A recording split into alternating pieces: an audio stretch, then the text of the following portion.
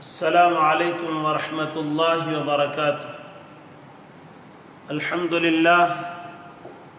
لله رب العالمين، والصلاة والسلام على سيد المرسلين وعلى آله وأصحابه وأزواجه وذرياته وآل بيته أجمعين، أما بعد،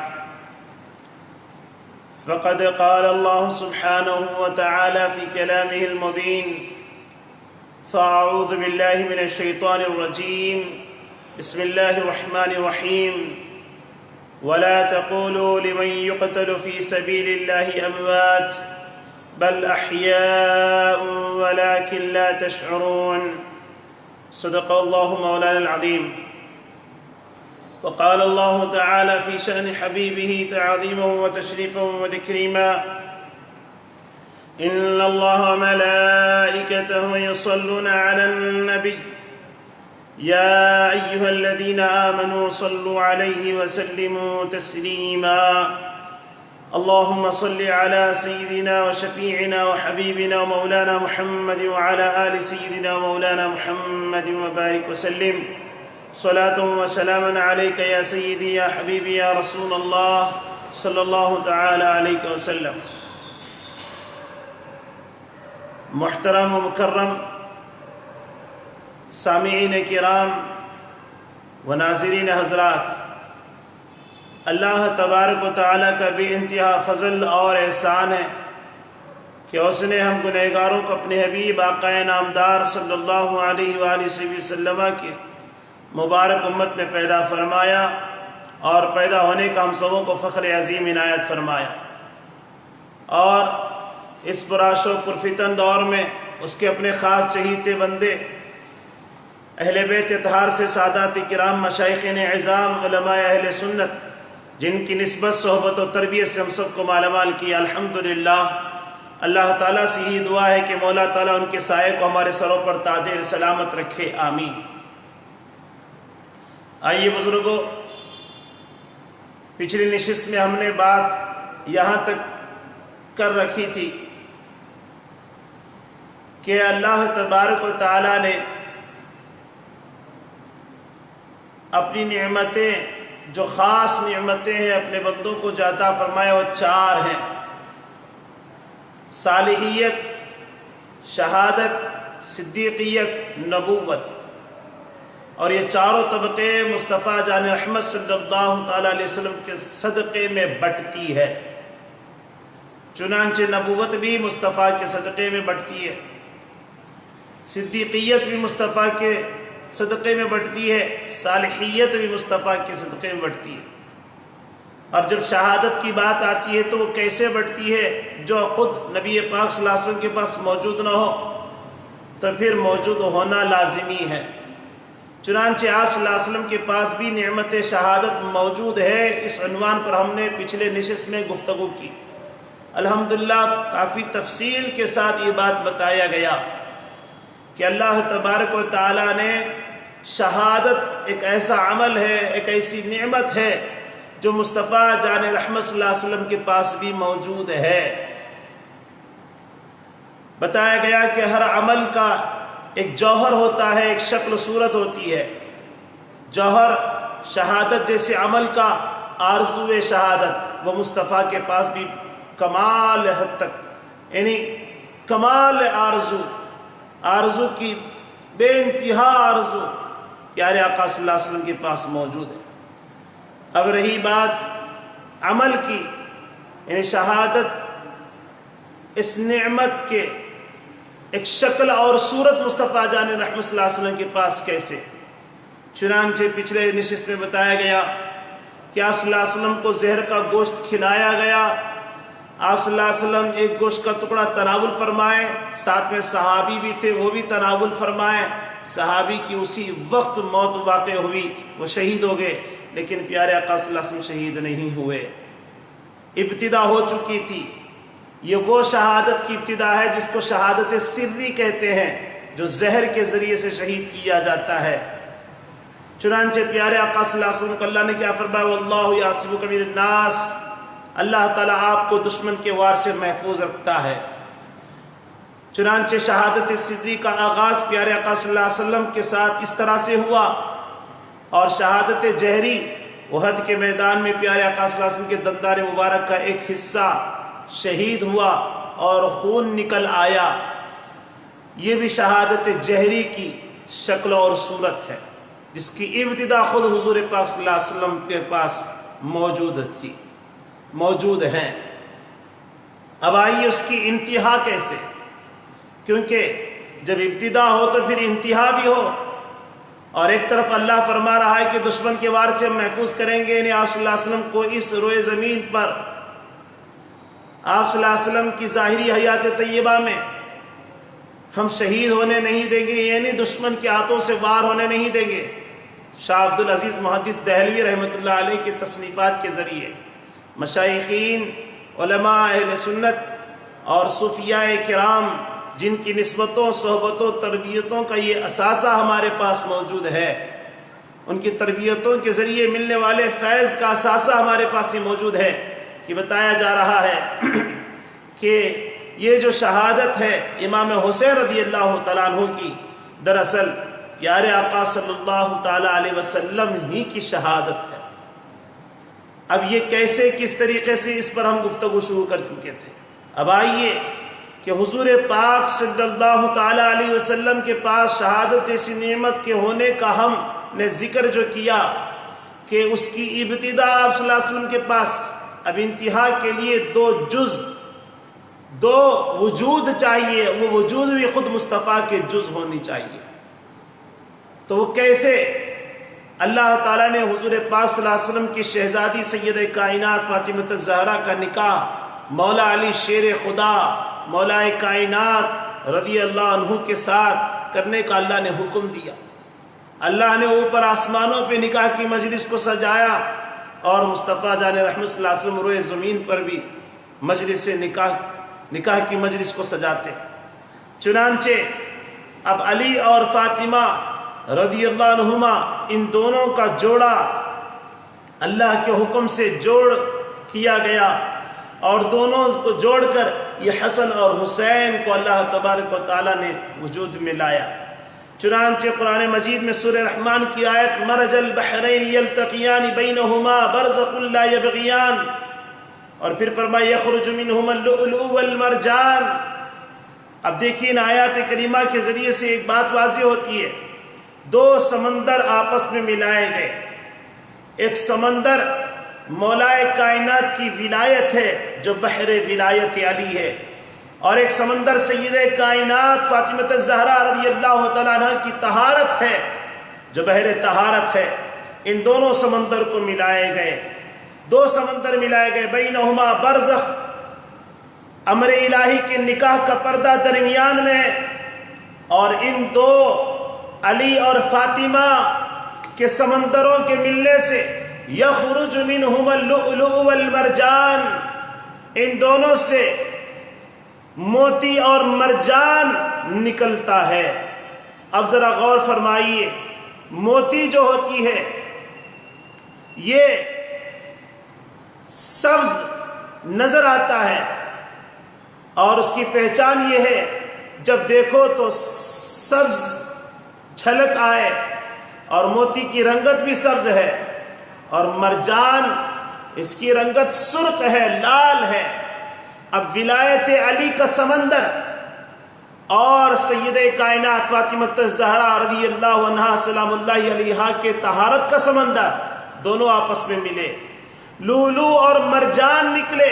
قرآن کہہ رہا یخرج منہم اللؤلؤ والمرجان، موتی حسن بن کر نکلتے ہیں، مرجان حسین بن کر نکلتے ہیں، اور امام حسن رضی اللہ عنہ کو زہر دیا گیا، اور زہر سبز تھی، اور سبز شہادت موتی کی علامت امام حسن رضی اللہ عنہ بن گئے، اور کربلا کی شہادت خون شہادت سرخ ہو کر امام حسین رضی اللہ عنہ کا مرجان بن گیا۔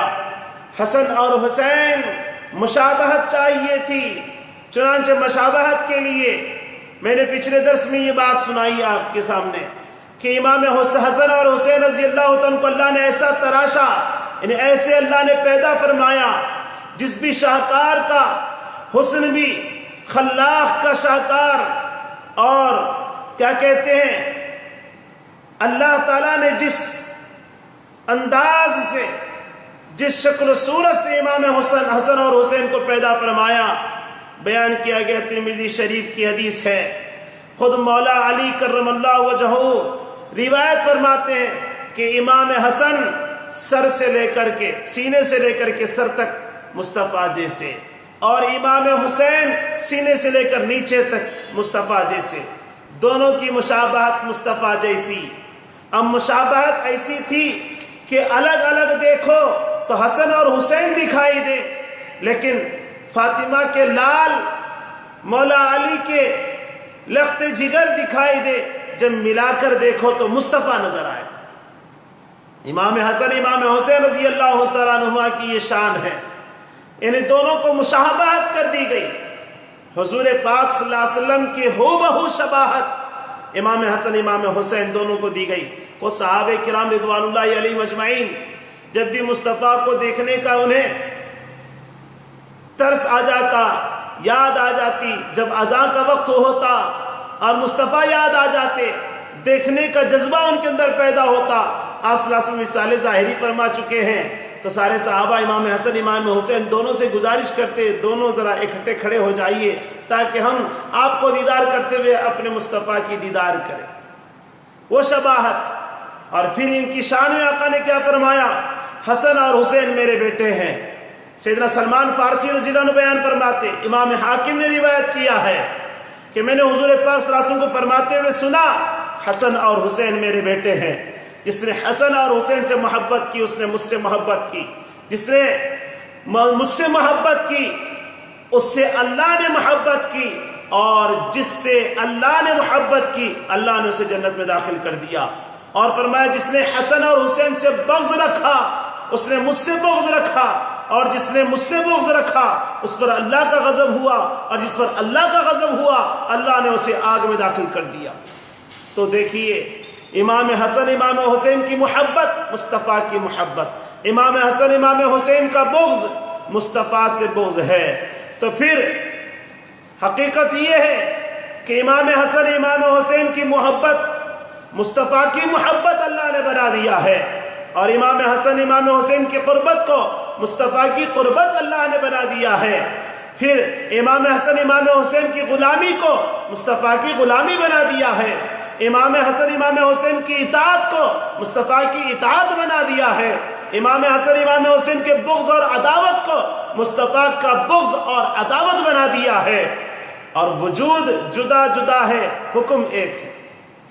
وجود جدا جدا ہے، مصطفیٰ کا وجود الگ ہے، امام حسن کا وجود الگ ہے، امام حسین کا وجود الگ ہے، لیکن حکم ایک ہے۔ جو حسین کا ہے وہی مصطفیٰ کا ہے، جو حسن کا ہے وہی مصطفیٰ کا ہے، جو مصطفیٰ کا ہے وہی حسن اور حسین کا ہے۔ دیکھیے آپ، جو مصطفیٰ کا نہیں وہ جو حسین کا نہیں، جو حسن کا نہیں وہ مصطفیٰ کا نہیں، جو مصطفیٰ کا نہیں وہ خدا کا نہیں۔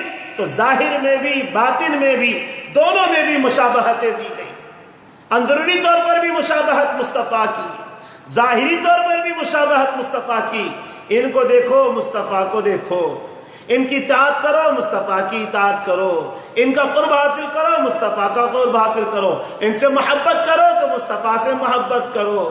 اس جیسی بات ہوئی نا۔ اب دیکھیے جب ظاہر باطن سب کچھ اللہ تبارک و تعالیٰ نے مشابہت عطا فرما دی، تو پھر جزئیت رکھی، حصہ بنا دیا اللہ نے، یہ مصطفیٰ کا حصہ ہے۔ پھر آقا نے خود فرمایا فاطمہ تو بضعۃ منی، فاطمہ میرے لخت جگر ہے، میرا جگر کا ٹکڑا ہے، اور اسی ٹکڑے سے ننھے منھے شہزادے پیدا ہو رہے ہیں۔ یہ دونوں شہزادے مصطفیٰ کے حصے ہیں، یہ جزء مصطفیٰ ہے۔ فرمایا حسین منی وانا منہ، کیا فرماتے ہیں؟ حسین مجھ سے ہے اور میں حسین سے ہوں۔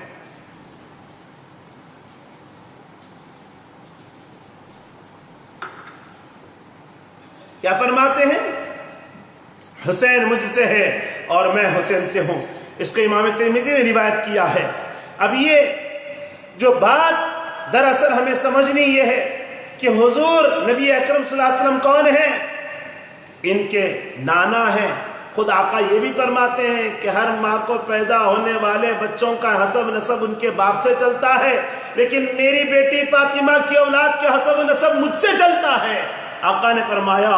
اور ادھر کیسا مقام اللہ تبارک و تعالیٰ عطا فرمایا ہے، امام حسن امام حسین شہزادے ہیں، اور پھر بیٹا جو ہوتا ہے وہ باپ سے ہوتا ہے۔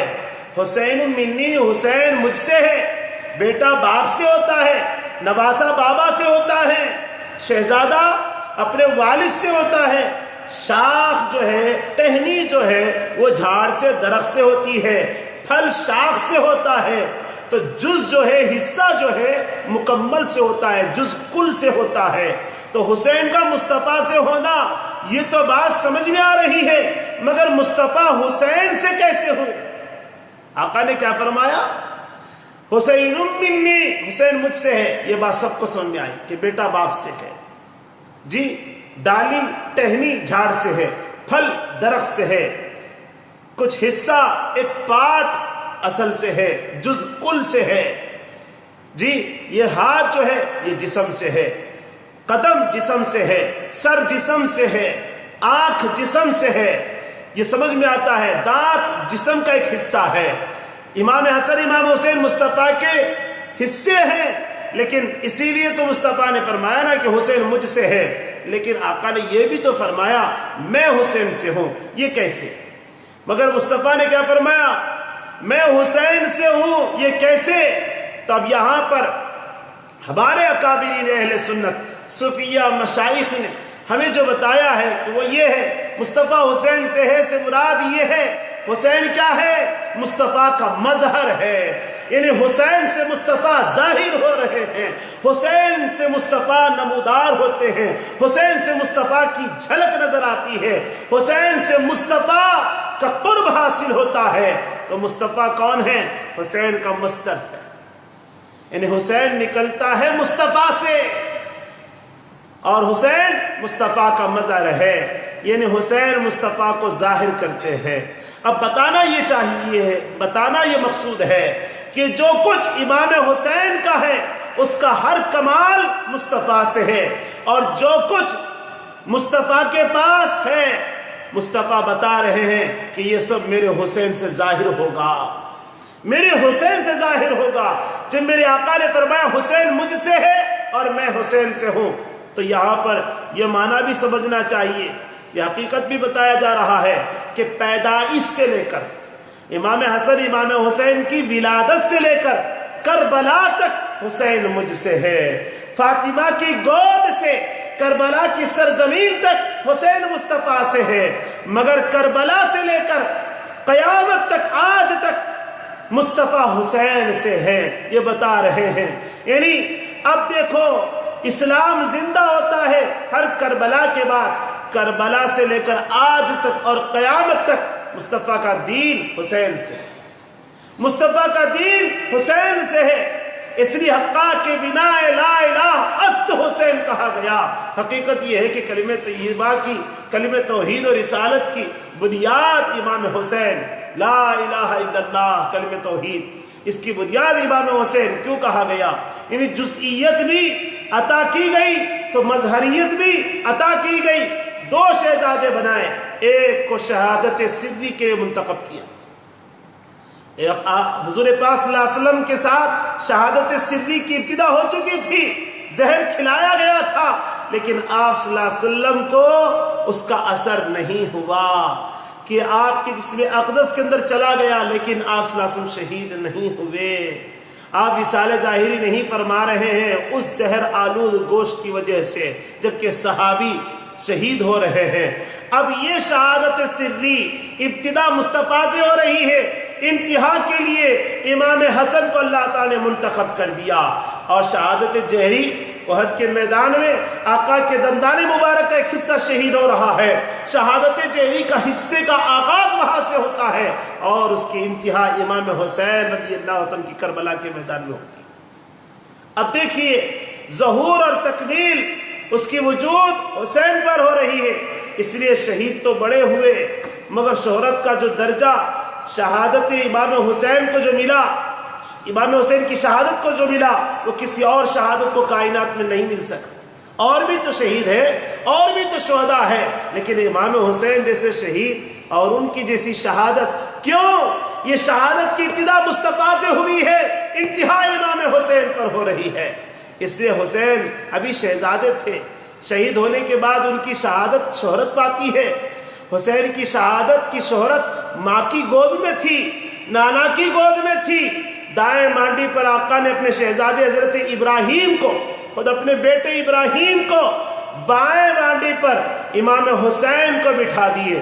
دونوں شہزادے بیٹھے ہیں۔ تاریخ بغداد میں علامہ خطیب بغدادی لکھتے ہیں کہ جبرائیل امین علیہ السلام تشریف لاتے ہیں، عرض کرتے ہیں یا رسول اللہ صلی اللہ علیہ وسلم، اللہ تعالیٰ نے آپ کی طرف سلام بھیجا ہے، فرمایا ہے محبوب ایک رکھ لو ایک دے دو، ایک آپ اپنے پاس رکھ لیجئے ایک ہمیں دے دیجئے۔ آپ نے فرمایا جبرائیل کیا کہا ہے؟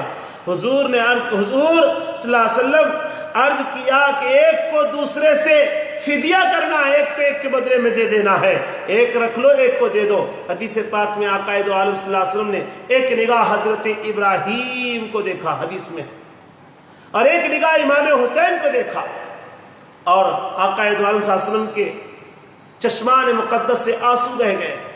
جبرائیل کو تکتے ہیں، آنسو بہ رہے ہیں، اور اس کے بعد فرمایا جبرائیل اگر ابراہیم کو دیتا ہوں تو صرف میں روؤں گا، اگر ابراہیم میرا بیٹا ہے میں دیتا ہوں تو میں روؤں گا، اگر حسین کو دیتا ہوں تو میرے ساتھ فاطمہ بھی روئے گی۔ پیارے آقا صلی اللہ علیہ وسلم کو اپنی لخت جگر شہزادی سیدہ کائنات کا رونا یا ان کا درد دکھ پیارے آقا صلی اللہ علیہ وسلم کو برداشت نہیں ہے۔ اپنا رونا تو برداشت کر لوں گا، لیکن میری بیٹی فاطمہ کا رونا مجھے برداشت نہیں ہوگا۔ فرمایا جبرائیل ابراہیم کو دیتا ہوں، فدیہ کیا۔ اب حضرت ابراہیم علیہ السلام کی وفات ہو گئی۔ یا رسول اللہ آج تو فاطمہ کے رونے کو آپ نے تو دیکھا نہیں ہے، آپ دیکھا بھی نہیں جاتا آپ کو، لیکن حسین کے بدلے ابراہیم کو دے دیا۔ اب کربلا کے دن کیسے کیسے رونے والوں کو دیکھیں گے، کن کن کا رونا دیکھیں گے۔ آقا دو عالم صلی اللہ علیہ وسلم نے ایک کیا کہتے ہیں مٹی دے دی، یہ طبرانی کی حدیث ہے۔ ام سلمہ ام المؤمنین رضی اللہ تعالیٰ عنہ کو فرمایا انہا کو اذا تحولت هذه تربة دما فاعلمی ان ابنی قد قتلا، کہ جبرائیل کربلا کی مٹی، کربلا کی زمین سے مٹی لا کر دی ہے۔ ان میرا بیٹا الحسین حسین یقتل بارض یقال لها کربلا، زمین پر میرا حسین قتل کیا جائے گا، شہید کیا جائے گا، جس کو کربلا کہتے ہیں۔ جس سرزمین کربلا میں میرا بیٹا حسین شہید ہوگا، حضرت جبرائیل علیہ السلام وہاں کی مٹی لا کے دے رہے ہیں، سنبھال کے رکھ لیجئے، جس دن یہ مٹی خون سے بدل جائے سمجھنا حسین شہید ہو گیا۔ کربلا کا دن ہے، کسی کو معلوم نہیں مکہ اور مدینے میں وہاں کیا بیت گیا۔ حضرت عبداللہ بن عباس رضی اللہ تعالیٰ عنہما خود دوپہر کا وقت ہے، وہ مکے میں ہے، ظہر کے بعد سوئے ہوئے ہیں۔ حدیث پاک میں آتا ہے، ابن عباس رضی اللہ تعالیٰ فرماتے ہیں سویا خواب میں دیکھا آقا حضور صلی اللہ علیہ وسلم تشریف لائیں، آپ کے سر مبارک اور آپ کے ریش مبارک پر گرد ہے، ہاتھ میں شیشی ہے، اس میں خون ہے۔ اس کو امام احمد بن حنبل نے اپنی مسند میں صفحہ نمبر 283 میں یہ روایت کو نقل کیا ہے۔ ہاتھ میں شیشی ہے، اس میں خون ہے۔ میں نے پوچھا آقا یہ خون کیسا؟ فرمایا مقتل حسین سے آ رہا ہوں، جہاں حسین کو شہید کر دیا گیا وہاں سے آ رہا ہوں، حسین اور اصحاب حسین کا خون جمع کر کے لایا ہوں۔ حضرت عبداللہ ابن عباس رضی اللہ تعالیٰ ادھر یہ گواہی دیتے ہیں، سرزمین مدینے پر ام المومنین حضرت ام سلمہ رضی اللہ تعالیٰ عنہ بیدار ہوتی ہے، وہ بھی نیند سے بیدار ہوتی ہے۔ اب یہ آقا کو میں نے خواب میں دیکھا ہے، ولا رأسه التراب۔ امام ترمذی روایت کرتے اس حدیث کو، قلت ما لک یا رسول اللہ، میں نے خواب میں دیکھا مصطفیٰ کے سر پر مٹی ہے۔ میں نے پوچھا یا رسول اللہ یہ کیا ہے؟ قال شہیدت قتل، کیا کہتے ہیں، قتل الحسین عارفا، میں نے دیکھا شہید تو قتل الحسین عارفا، میں نے دیکھا۔ یا رسول اللہ یہ حالت کیا ہے؟ فرمایا ام سلمہ ابھی میں مقتل حسین سے آ رہا ہوں۔ آپ اٹھی، فرمایا شیشی لاؤ۔ ام سلمہ رضی اللہ عنہ نے جو خواب میں دیکھا اسی منظر کو دیکھنے کے فوری بعد آپ نیند سے اٹھتے ہیں اور فرماتے مٹی لاؤ۔ شیشی دیکھی تو خون سے بدل گئی تھی۔ فرمایا ان الحسین ابن المصطفیٰ قد قتل، شہید کر دیے گئے مصطفیٰ کے بیٹے حسین رضی اللہ عنہ۔ ادھر امام حسین جب ساری راتیں گزر چکی، شب عاشور آ گئی۔ عاشورہ کی شب جو آج کی شب ہے، یہ شب عاشور خیموں کی آخری رات ہے، میدان کربلا کی آخری رات ہے۔ اب یہ رات آتی ہے، اب دیکھیے رات کیسا ہے۔ ادھر بدبخت کفار لعنتی جہنمی یزید اور ابن زیاد کا لشکر حملے اور امام حسین رضی اللہ عنہ کی قتل کی تیاریوں میں ہے، اور خانوہ رسول کا ایک ایک فرد آج کی رات اللہ کے حضور میں گڑ گڑا کے دعائیں مانگ رہے ہیں، عبادت میں ہے، ذکر میں ہے۔ اور یہ رات شب عاشور، یہ شب عاشور رات کیسی ہے ذرا دیکھیے۔ ایک حدیث پاک میں ہے کہ شب عاشور کا وقت امام حسین رضی اللہ تعالیٰ عنہ اور آپ کا سارا قافلہ اللہ کی عبادت میں مصروف ہے، اور یہی شب عاشور کے متعلق امام حسن رضی اللہ عنہ روایت فرماتے ہیں، امام حسن مجتبیٰ فرماتے ہیں، امام ترمذی نے روایت کیا، امام حاکم نے اپنی مستدرک میں، اور امام فخر الدین رازی نے اپنی تفسیر کبیر میں ذکر کیا ہے کہ امام حسن مجتبیٰ فرماتے میرے بابا تاجدار کائنات صلی اللہ علیہ وسلم نے خواب دیکھا، صبح پریشان بیدار ہوئے۔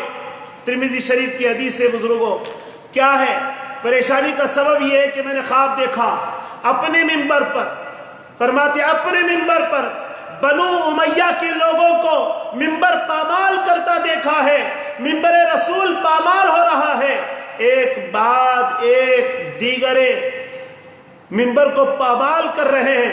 آقا فرماتے ہیں میں نے دیکھا میرا منبر ہے۔ صبح پریشان اٹھے، طبیعت مقدسہ پر ملال تھا، حضور پاس لاسن خواب دیکھ رہے ہیں، ان کے خواب سچے ہوتے ہیں انبیاء مرسلین کے۔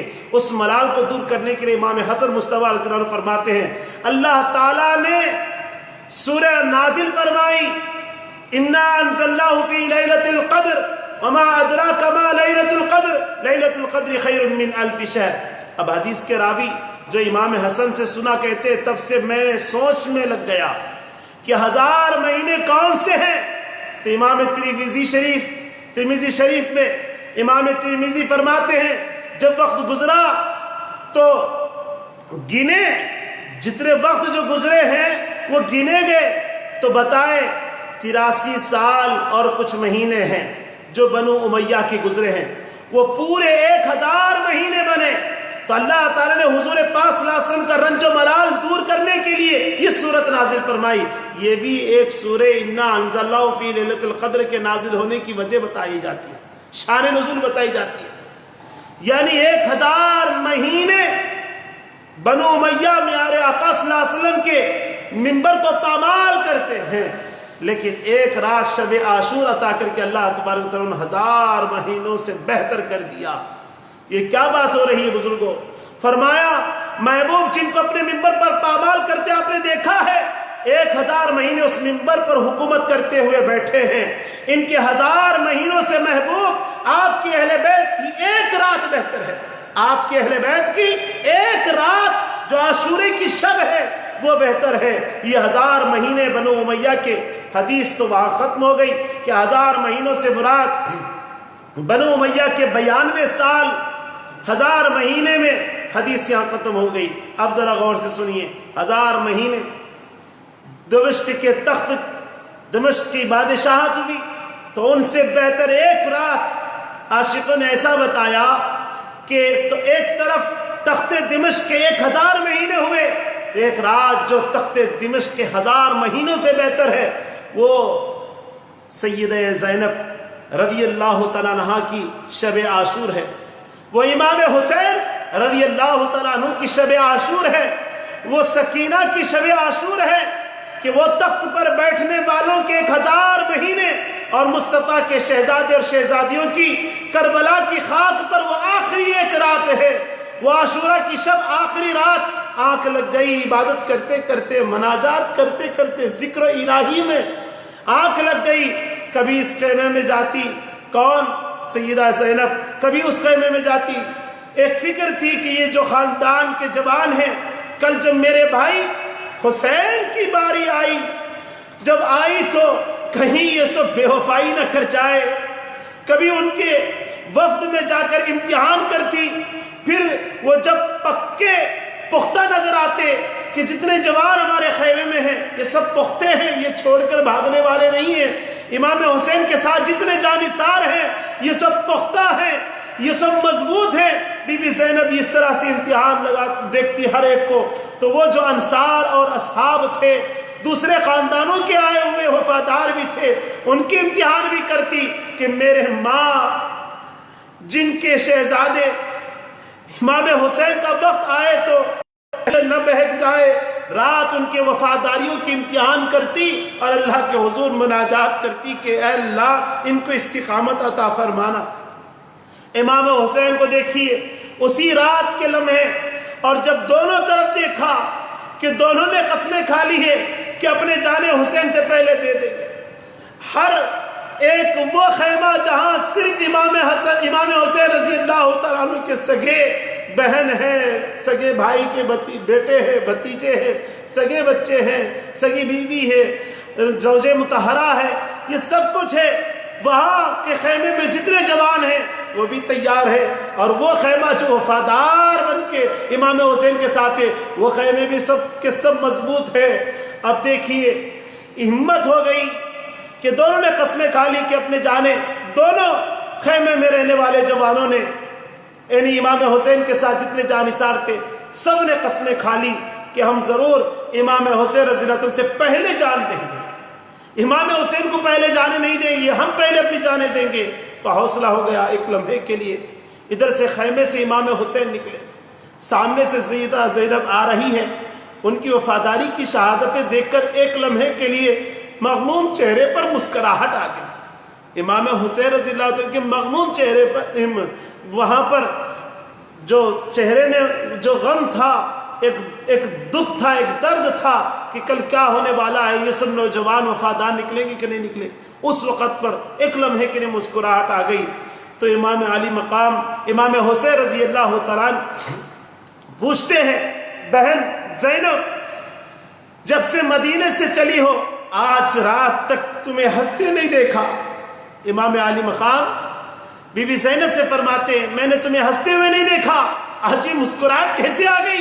عرض کرتی ہیں بھائی جان حسین دونوں خیموں سے وفاداری کی بات سن کے آ رہی ہوں، بہن تھوڑی دیر آنکھ لگا کر سو جا، معلوم نہیں کل اس کے بعد کیا ہوگا۔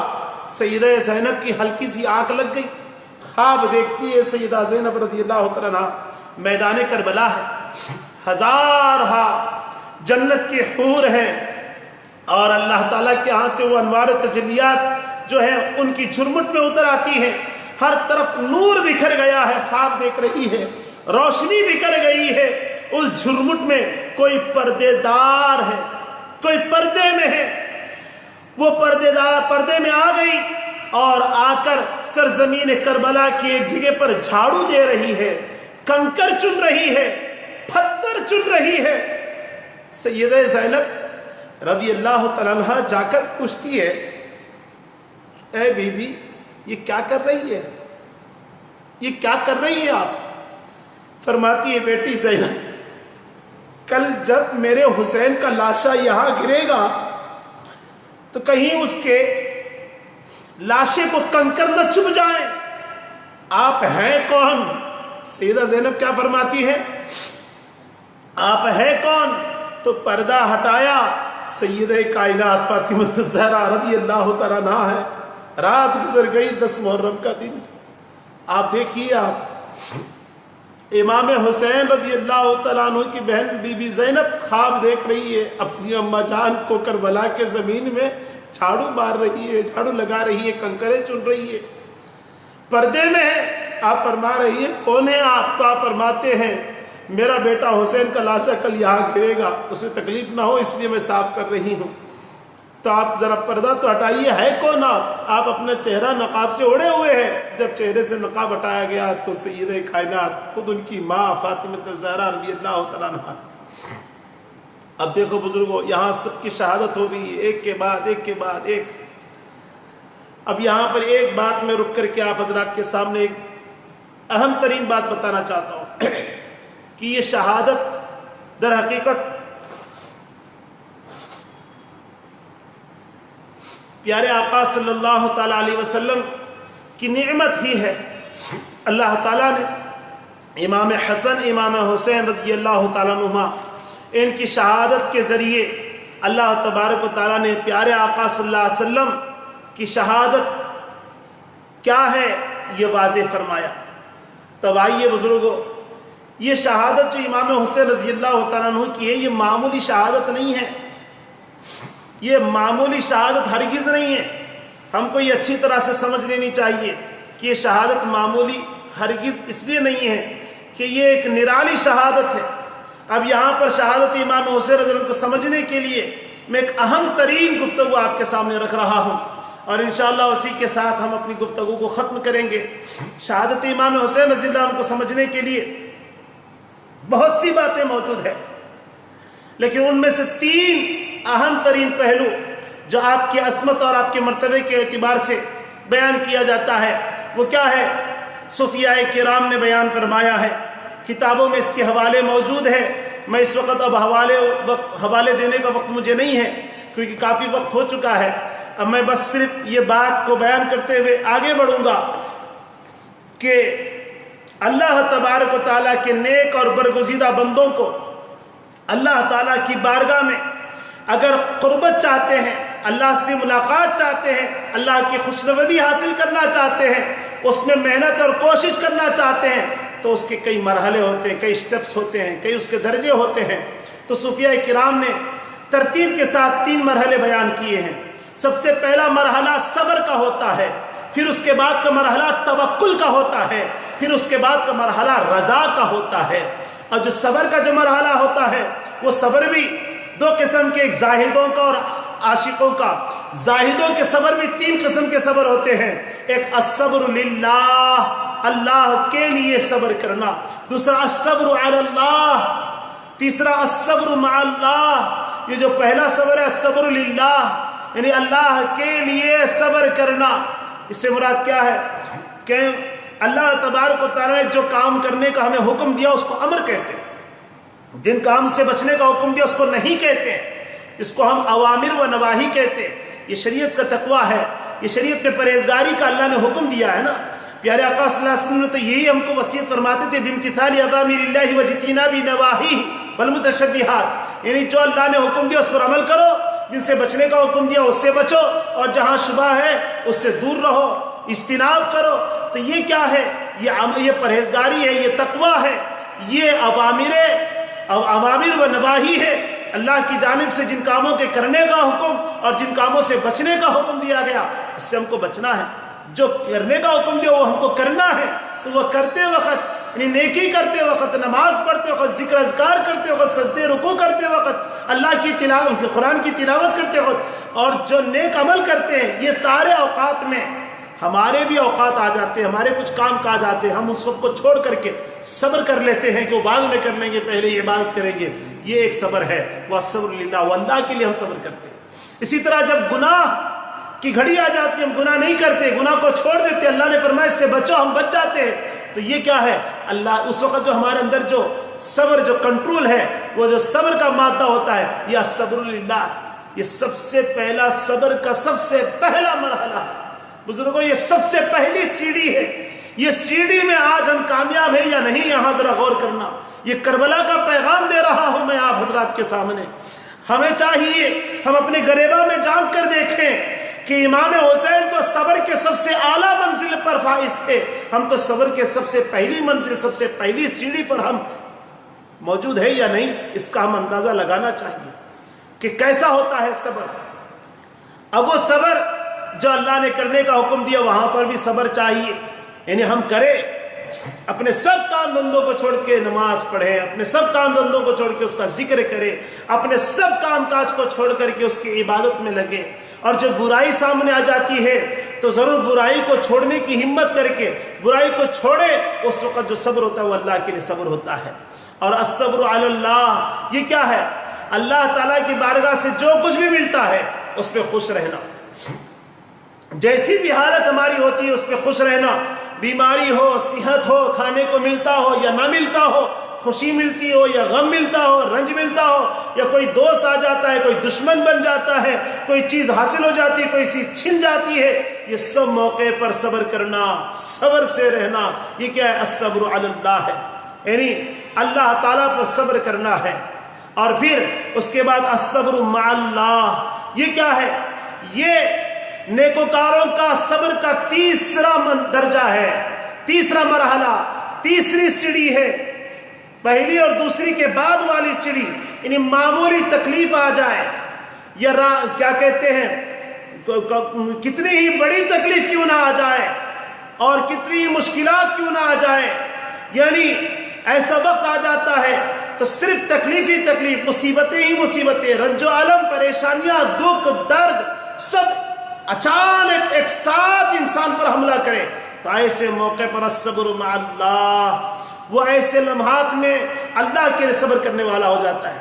یعنی میرے اوپر اتنی مصیبتیں آئی ہے کہ کوئی ایک راستے سے بھی میرے لیے کوئی فائدے کی چیز نظر نہیں آ رہی، سب میرے نقصان میں ہیں، سب میرے تکلیف میں ہیں، سب مجھے پریشان کر رہے ہیں، ہر طرف سے مجھے مصیبتیں ہی مصیبتیں۔ ایسے وقت اللہ کے ساتھ ہو کر کے صبر کرنا، الصبر مع اللہ، یہ صبر کا تیسرا منزل ہے۔ اب یہ تو ہوا صبر، اور اسی صبر کے تعلق سے حضرت علی رضی اللہ تعالیٰ عنہ کہ جس میں اقدس پر ایک نیزہ تیر کا حصہ لگ جاتا ہے اور جسم سے نکلتا نہیں، کافی درد ہوتا ہے، جب آپ نماز میں ہوتے ہیں تو کھینچ لیا جاتا ہے تو خون کے فوارے پھوٹتے ہیں، یہ کیا ہے؟ اللہ کے ساتھ عبادت میں آپ مشغول ہو گئے، اور یہ عالم ہے کہ اس عالم میں آپ کو تکلیف بھی محسوس نہیں ہوئی، یہ صبر مع اللہ ہے۔ پھر عاشقوں کا صبر تو اس سے بھی اور جدا ہے، الصبر عن اللہ، یعنی وہ مشکل ترین گھڑی آتی ہے تو اس وقت ان کا صبر اور بھی اعلیٰ صبر ہوتا ہے، اور بھی اعلیٰ صبر ہوتا ہے، کیونکہ ان کا صبر تو عجیب و غریب ہے۔ ان کا صبر، وہ صبر امام حسین رضی اللہ تعالیٰ عنہ کے پاس دیکھیے۔ عاشقوں کا صبر کیا ہوتا ہے؟ عاشقوں کے صبر کے متعلق تو اللہ نے گفتگو شروع فرمائی، وَلَنَبْلُوَنَّكُمْ بِشَيْءٍ مِّنَ الْخَوْفِ وَالْجُوعِ وَنَقْصٍ مِّنَ الْأَمْوَالِ وَالْأَنفُسِ وَالثَّمَرَاتِ، یہ سب عاشق لوگوں کے لیے، عاشق سے مراد مومن لوگوں کے لیے جو ایمان لائے ہوئے ہوتے ہیں، جو اللہ پہ صحیح طور پر کامل ایمان ہی نہیں لائے، ان کا یہ صبر نہیں، ان کے لیے ایسی آزمائش نہیں۔ وہ کیسے آزمائش کے قابل ہیں؟ وہ تو اللہ تعالیٰ کی طرف سے عذاب کے قابل ہیں، عذاب کے لائق ہے، ہلاکت کے لائق ہیں، کیونکہ ان کے پاس تو ایمان ہی نہیں ہے۔ اب جن کے پاس ایمان ہے، عشق کی چنگاری آ جاتی ہے تو ان کے ساتھ اللہ کیسے آزماتا ہے؟ فرما رہا ہے، ہم تمہیں کسی کا خوف دے کر کے، یا بھوک سے، یا مالوں کو ختم کر کے، یا جانوں کو ختم کر کے، یا پھلوں کو نقصان پہنچا کر، یا اولاد کو ہم لے لیتے ہیں، اس طرح سے آزماتے ہیں۔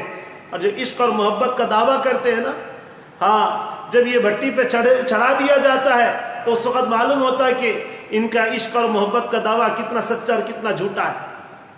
دیکھیے، جو صبر کرتے ہیں، حقیقی صبر کرنے والے، وہ عاشق لوگ ہوتے ہیں، عاشقین ہوتے ہیں، اور اللہ تعالیٰ انہی کو آزماتا ہے۔ جب وہ آزمائش میں ان صبر کرنے والوں کو اللہ تعالیٰ کیسی جزا عطا کرتا ہے، ان اللہ مع الصابرین، فرمایا بے شک اللہ تعالیٰ ان صبر کرنے والوں کے ساتھ ہے۔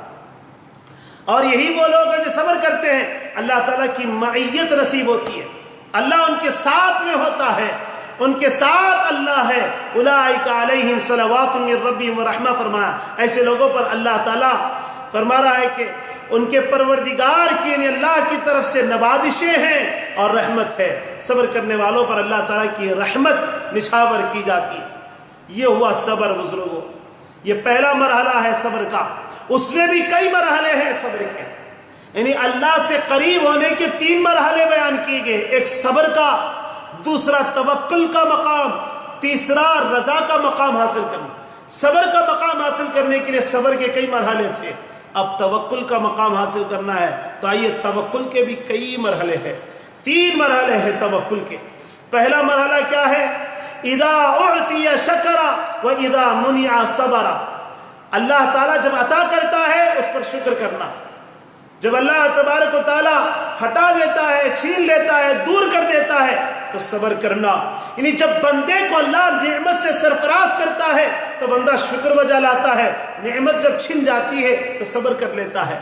یہ مقام توکل کا پہلا مرحلہ ہے. اور دوسرا مرحلہ کیا ہے؟ دوسرا درجہ کیا ہے؟ المنع والعطاء عنده واحد، عنده شیء واحد. یعنی منع اور عطا، یعنی منع کرنا اور عطا کرنا دونوں ایک ہو جائے.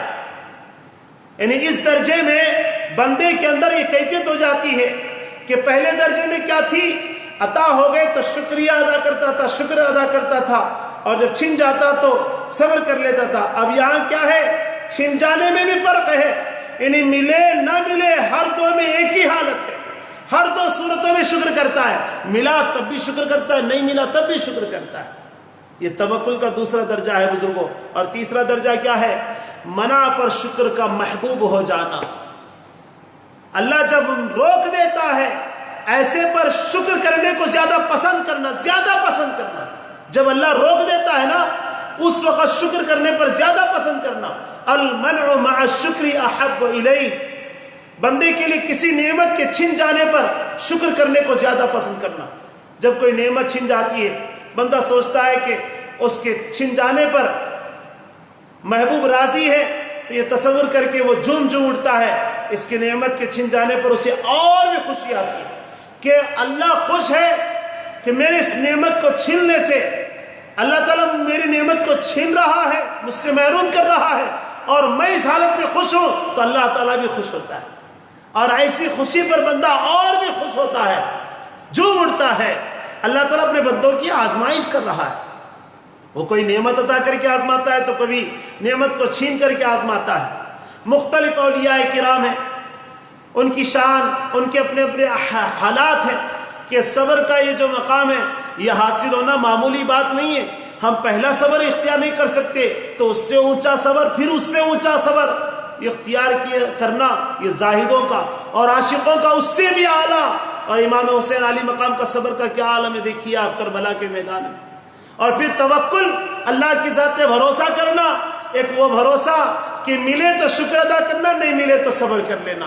ایک وہ ملے نہ ملے شکر ادا کرنا. ایک وہ جب جو کچھ بھی ہو ساری جب اللہ چھین لیتا ہے تب بھی شکر کرنا پسند کرنا. اللہ اکبر. کئی اولیاء کرام گزرے، کئی واقعات ہمارے سامنے موجود ہیں.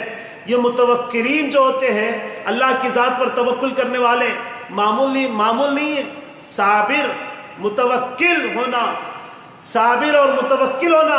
اللہ تعالیٰ کیا فرماتا ہے؟ ان اللہ یحب المتوکلین. بے شک اللہ توکل کرنے والوں کو پسند کرتا ہے. یہ متوکلین کے لیے بشارت ہے کہ توکل کرنے والوں، صبر کی نعمتیں تو تم پہلے ہی اللہ تعالیٰ کی بارگاہ سے پا چکے ہو. اب توکل کی وجہ سے ہم تمہیں اپنے بارگاہ میں محبوب چہیتے کر لیتے ہیں. معلوم یہ ہوا متوکلین اللہ تعالیٰ کی محبت سے سرفراز کیے جاتے ہیں. اب اس کے بعد جو تیسرا مقام آتا ہے مقام رضا.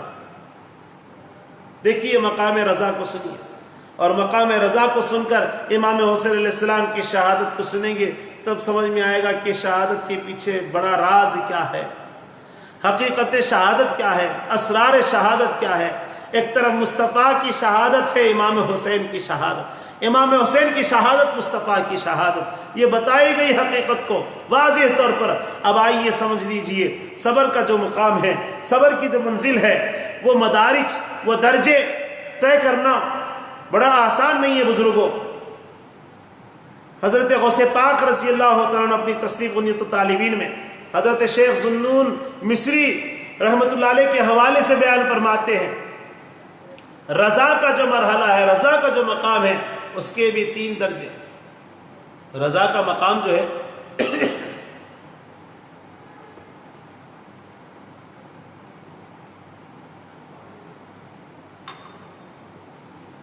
رضا کا جو مقام ہے اس کے بھی 3 درجے ہیں، 3 اسٹیپس ہے اس کا.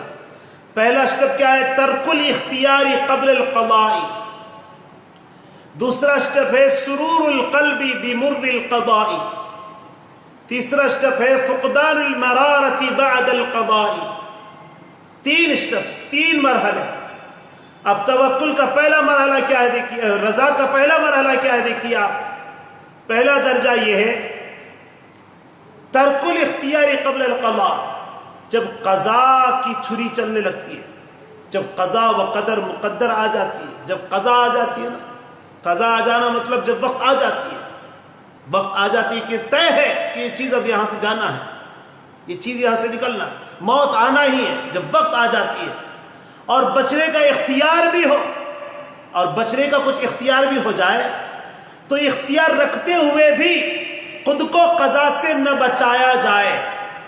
اختیار ہے، یعنی ہم کو یہ اختیار ہے کہ اس سے بچ سکتے، لیکن اللہ تعالیٰ کے ہاں، اللہ کے وہ خاص چہیتے بندے، ان کی شان دیکھیے.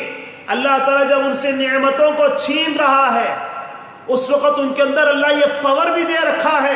وہ اللہ سے اگر کہہ دے، یا زمین سے کہہ دے، مخلوق سے کسی سے بھی کہہ دے کہ نہیں ابھی نہیں، رک جائے گی. ہاں رک جائے گی. یہ بہت بڑا مقام ہے. یہ ہم کو آپ کو سمجھ میں نہیں آتا، کیونکہ ہم پہلے مقام صبر میں فائز نہیں ہیں. صبر کے 3 مقام پر فائز ہونے کے بعد، پھر توکل کے 3 مقام پر فائز ہونے کے بعد، پھر رضا کا پہلا مقام ہے یہ. یعنی صبر کے 3 درجے کامیاب ہونا، پھر توکل کے 3 درجے کامیاب ہونا، پھر رضا کا جو پہلا درجہ ہے وہ درجہ کیا ہے؟ اللہ بندے کے اندر وہ کمالات عطا کر دیتا ہے کہ جب نعمت چھیننے کا وقت آ جاتا ہے، وہ بندہ اگر وہ دنیا سے مخلوق سے کہہ دے رک جاتی ہے، نہیں جاتی. اگر اللہ سے کہہ دے کہ اللہ نہیں اسے ابھی تو مت لے، رہنے دے، تو رکھ دیتا ہے. اس کو کہتے ہیں ترک الاختیار قبل القضاء. یعنی ایک صورت یہ ہے کہ انسان کچھ نہیں کر سکے اور پھر نعمت چلی جائے، اس مقام کو رضا نہیں کہتے. رضا کس کو بولتے معلوم؟ راضی ہونا. یعنی سامنے موجود ہے اور اللہ فرما رہا ہے کہ میں لے رہا ہوں، ٹھیک ہے مولا میں راضی ہوں، تو لے لے. نہیں مت لے، نہیں راضی ہوں، لے لے، میں راضی ہوں تیرے اس لینے میں. اور سامنے اللہ تعالیٰ ہمارے سامنے اس کو لے لیا. یعنی انسان کچھ بولنے کا، انسان کو کچھ موقع ہی نہیں دیا جا رہا ہے. اللہ تعالیٰ اس کو اختیار ہی نہیں دے رہا ہے اور لے رہا ہے، اس کو رضا نہیں کہتے. یعنی انسان خود کو بچانے کا طریقہ اختیار کر رکھتا ہو، خود کو بچانے پر انسان کو اللہ یہ طاقت بھی دیا ہو، پھر بھی قضا کی چھری چل جاتی ہے تو اسے گوارا کرے. یہ ہے ترک الاختیار قبل القضاء. دوسرا کیا ہے؟ دوسرا رضا کا دوسرا جو درجہ ہے سرور القلب بمر القضاء. اب رضا کا پہلا درجہ یہ تھا کہ قضا کی چھری چلنے سے پہلے اختیار کے باوجود بندہ خود کو نہ بچائے، مگر جب قضا کی چھری چل رہی ہو، تقدیراً اپنا فیصلہ سنا رہی ہو، بندے کے جسم کے ٹکڑے ٹکڑے کیے جا رہے ہو، تقدیر اسے تکالیف اور مصائب اور تکالیف کے پہاڑوں تلے دبا رہی ہو، اور ہر قسم کی پریشانیاں اور اذیتیں امڑی چلی آ رہی ہو، مصیبتوں اور تکلیفوں کی انتہا کے باوجود بندہ دل میں ایک طرح کا سرور، خوشی اور لذت پا رہا ہو، یہ مرحلہ رضا کا دوسرا درجہ ہے. ایک مرحلہ اس کے سامنے نعمت چھینی جا رہی ہے، اسے اختیار ہے چاہے تو روک سکے، لیکن وہ راضی ہے لے جا. دوسرا یہ اس کے سامنے سب کچھ ہو رہا ہے، اختیار ہے روک سکتا، باوجود اس کے دل میں خوشی ہو رہی ہے، میرا رب یہ سب لینے سے خوش ہے تو میں اور بھی خوش ہوں، میں اور بھی خوش ہوں، میں اور بھی خوش ہوں. یہ مقام رضا کا دوسرا مقام، سرور القلب ببر القضاء. جب قضا آ جاتی ہے، قضا کی چھری چل رہی ہے، تو ایسے وقت میں دل کو بڑی خوشی، ہائے اللہ اکبر۔ دیکھیے آپ رضا کا دوسرا مقام، اب رضا کے تیسرا مقام دیکھیے، فقدان المرارۃ بعد القضاء۔ اب یہ تیسرا مقام ہے رضا کا، وہ کیا ہے؟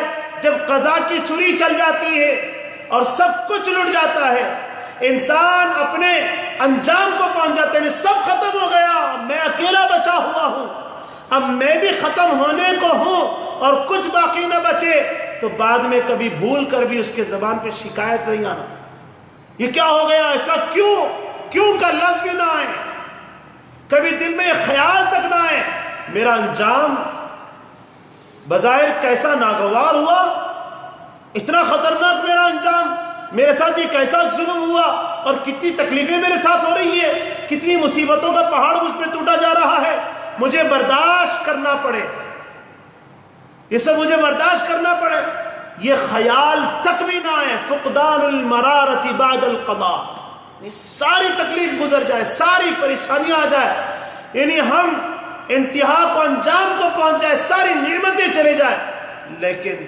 دل میں ایک رتی برابر بھی افسوس کا خیال نہ ہو، کھونے کا خیال نہ ہو، ارے یہ چلے گیا، ہائے گیا، نہیں، ایسا خیال ہی نہ آئے۔ یہ ہے رضا کا تیسرا مقام۔ بزرگوں، یہ جو تیسرا مقام حاصل ہونا معمولی بات نہیں ہے۔ مقام رضا ایک کھٹن منزل، بہت بڑی کھٹن، بڑے بڑے اولیاء کرام مقام رضا میں جا کر کے کوئی پہلے درجے میں ہی اٹک گئے، کوئی دوسرے درجے میں اٹک گئے، کوئی تیسرے درجے میں پہنچنے سے رہ گئے، تو کوئی تیسرے درجے پہ انہیں فائز ہو گئے، لیکن آقا حسین رضی اللہ عنہ سارے درجوں سے بھی آگے نکل جاتے ہیں۔ میں ایک دو واقعہ آپ کو سنا دیتا ہوں، مقام رضا تک رسائی کس کو کہتے ہیں۔ حضرت شاہ غوث گوالیاری رحمت اللہ تعالی علیہ، جو کامل اولیاء کرام سے تھے، بڑے بڑے کامل اولیاء میں سے آپ کا نام، قلعہ گوالیار کے گورنر نے انہیں کہا شام تک ہماری ریاست کو چھوڑ کے چلے جانا باہر، تو اپنے خاندان کے ساتھ، مریدین کے ساتھ لے کر کے نکل گئے، اور کفار لٹیرے یہ جان لیے تھے کہ ان کا قافلہ رات سے پہلے نکلنے والا ہے، تو قافلے نے کیا کیا، دشمنوں نے کیا کیا، قافلے پہ حملہ کر دیا، لوٹ مار شروع کر دی۔ حضرت شاہ محمد غوث گوالیاری رحمۃ اللہ علیہ کی گھوڑے پر ان کے پیچھے ان کی ایک 9 سالہ ایک نواسی وہ بھی سوار تھی، اور اس کے کانوں میں سونوں کے بالیاں تھیں۔ ڈاکو لوٹ مار کر لیے، کیونکہ بادشاہ ان کو اپنی ریاست چھوڑنے کے لیے کہا، اور یہ جا رہے ہیں، تو اب لوٹ مار مچا دی، اب کون ان کو پوچھے گا، لوٹ مار کرتے گئے ڈاکو، یہاں تک کہ حضرت کے گھوڑے تک آ پہنچے۔ حضرت برداشت کر رہے سب کچھ، یعنی قضا آئی ہے میں برداشت کر لوں گا، نعمتیں جا رہی ہے برداشت کر لوں گا۔ آپ حضرت شاہ محمد غوث گوالیاری رحمۃ اللہ علیہ برداشت کر رہے ہیں، ایک ڈاکو نے کہا کہ آپ کے نواسی کی کانوں سے بالیاں نوچ کے لے لیں، تو معصوم بچی کے کان چیرے گئے، اور درد کے مارے بچی کی چیخ نکل گئی۔ تو شاہ محمد غوث گوالیار رحمۃ اللہ علیہ سے مقام رضا پر کھڑے ہوئے تھے، اور مزید ٹھہرنا ان کے لیے مشکل ہو گیا، چنانچہ آپ نے بے اختیار، آپ کو اختیار تھا، آپ کچھ بھی کر سکتے تھے، لیکن آپ خاموشی سے برداشت کر رہے تھے ہر چیز کو، لیکن جب بے اختیار ہو گئے تو اپنے ہاتھ میں جو چھڑی تھی اس کو ہوا میں لہرایا، آپ نے لہراتے تمام ڈاکوؤں کے سر قلم ہو کے زمین پہ گر گئے۔ اب وہ چاہتے تو ڈاکوؤں کے سر قلم کرنے کی کرامت پہلے بھی دکھا سکتے تھے، اگر چاہتے تو ڈاکوؤں کو پہلے ہی آپ نیست و نابود کر سکتے تھے، لیکن وہ رضا پر ثابت قدم رہے۔ مگر جب انہوں نے اپنی معصوم نواسی کی چیخیں سنی اور اسے خون میں لطمت دیکھا، تو مقام رضا پر سے ان کے قدم ڈگمگائے، انہوں نے پھر اپنی چھڑی کو لہرا کر ڈاکوں کے سر قلم کر دیے۔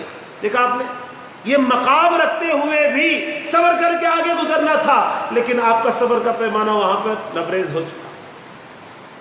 امام حضرت شاہ محمد غوث گوالیاری رحمۃ اللہ علیہ کا واقعہ ہے، اور اسی طرح امام نبہانی جامع کرامات اولیاء میں ایک واقعہ بیان کرتے ہیں، امام حضرت شیخ احمد شربینی رحمۃ اللہ علیہ کا۔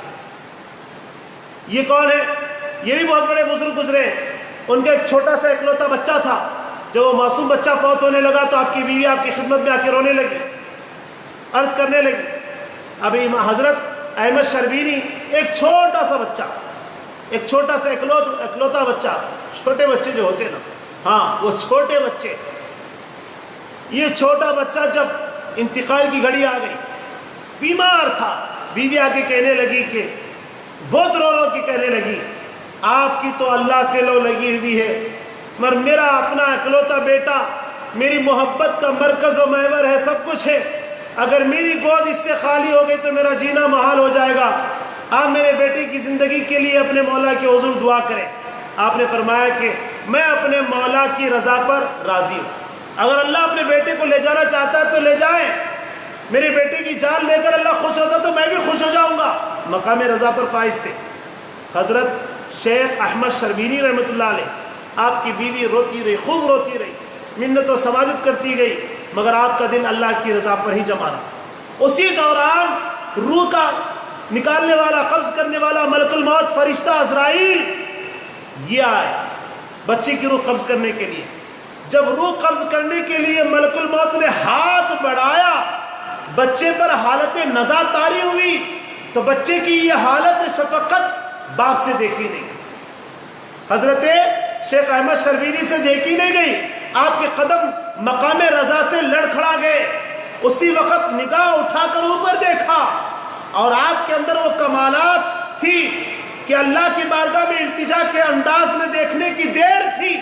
لوح محفوظ میں جو تقدیر ہے وہ تقدیر بدل گئی، اور آپ ملک الموت سے فرمائیں ارجع الی ربک، اے ملک الموت، اے فرشتہ اپنے رب کی طرف لوٹ جا. بچے کی موت کا حکم منسوخ ہو چکا ہے. اللہ نے حکم دیا تھا روح کھینچنے کا، اب اللہ نے اس حکم کو منسوخ کر دیا ہے. اللہ اکبر. دیکھیے آپ بزرگوں، یہاں سمجھنا ہے ہم کو، مقام رضا کس کو کہتے ہیں؟ مقام رضا اس کو کہتے ہیں موت کا فرشتہ آیا، موت کی گھاٹ اتارنے کے لیے ہاتھ بڑھایا، لیکن باپ کو دیکھا نہیں گیا اپنا بیٹا سامنے مرنے والا ہے، تو فوراً باپ نے لوح محفوظ پہ نظر ڈالی، اور وہ مقام مرتبہ بھی اتنا اونچا، نظر ڈالتے ہی اللہ تعالیٰ نے کیا کیا؟ اس تقدیر کو بدل دیا. یہ بچے کی موت کی گھاٹ اتاری جانے والی تھی، لیکن اسی فرشتے کو آپ فرماتے جائیے آپ اللہ کی طرف، کیونکہ اللہ نے اس حکم کو منسوخ کر دیا ہے. مقام رضا پہ ڈگمگائے، آگے نہیں بڑھ سکے آپ وہیں پر رک گئے. اگر آپ فرما دیتے، اگر آپ برداشت کر لیتے اور بچہ وہیں پر انتقال کر جاتا تو آپ مقام رضا کو پانے والے ہو جاتے تھے، لیکن آپ مقام رضا کو مکمل طور پر پا نہیں سکے، ادھورے میں رہ گئے.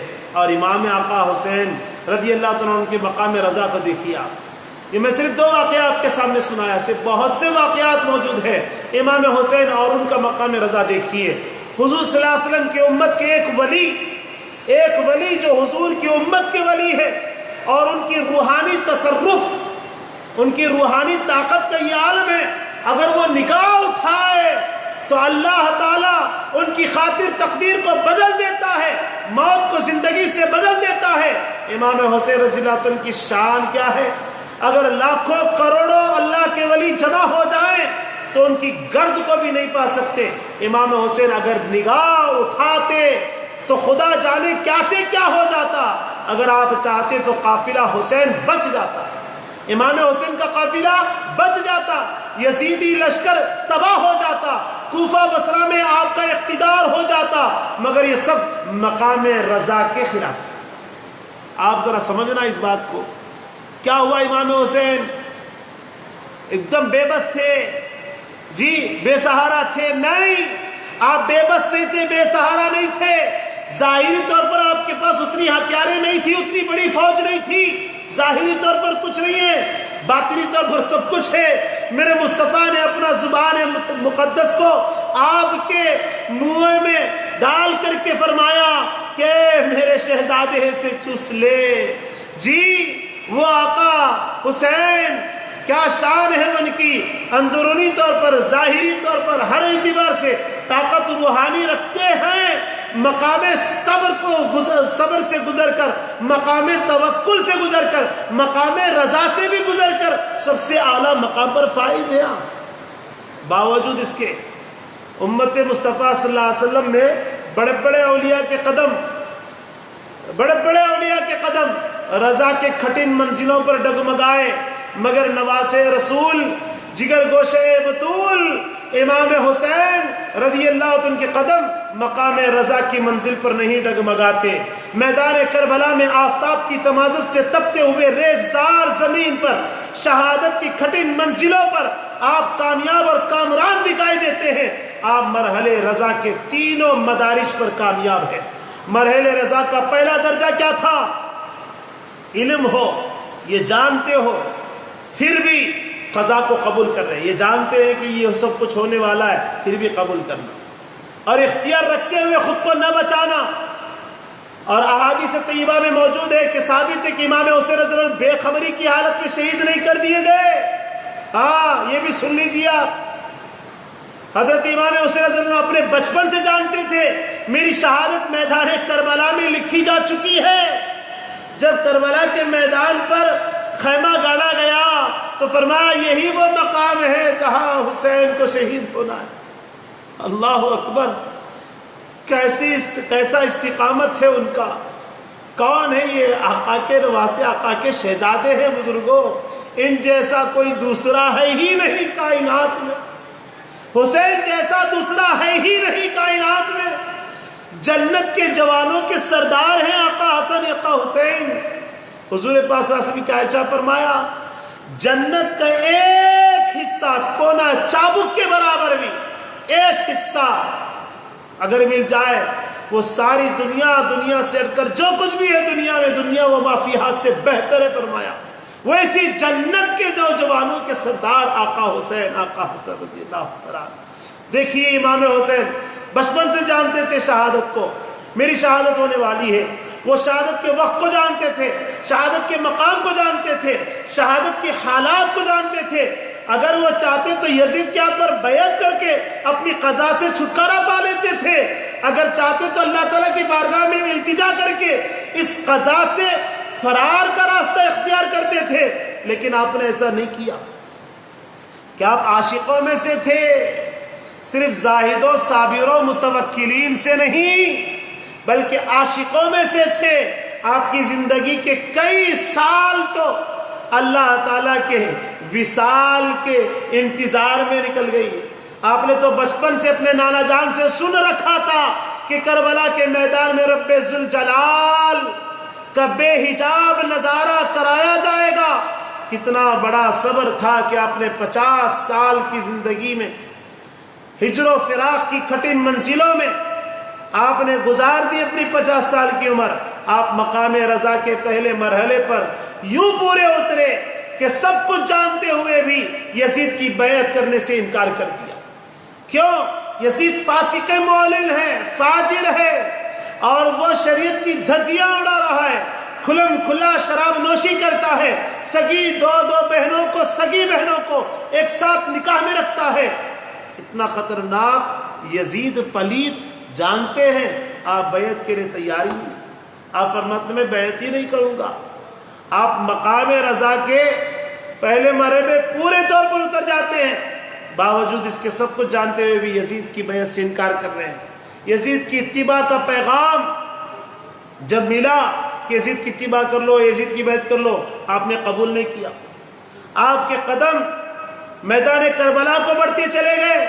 7 ذی الحجہ، 8، 9، 10 حج کے دن شروع ہونے والے ہیں مکے میں، عرفہ میں۔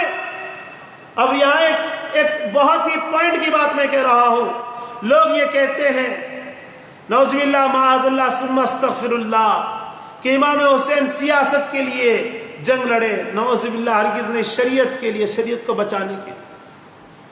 سب کچھ جاننے والے آقا حسین، اگر آقا حسین یہی چاہتے کہ سیاست چاہتے میں بادشاہ بن جاؤں، میں امیر بن جاؤں، میں خلیفۃ المسلمین بن جاؤں، اگر یہ چاہتے آقا حسین تو کیوں کوفہ جاتے بھائی؟ کیوں کوفہ جاتے؟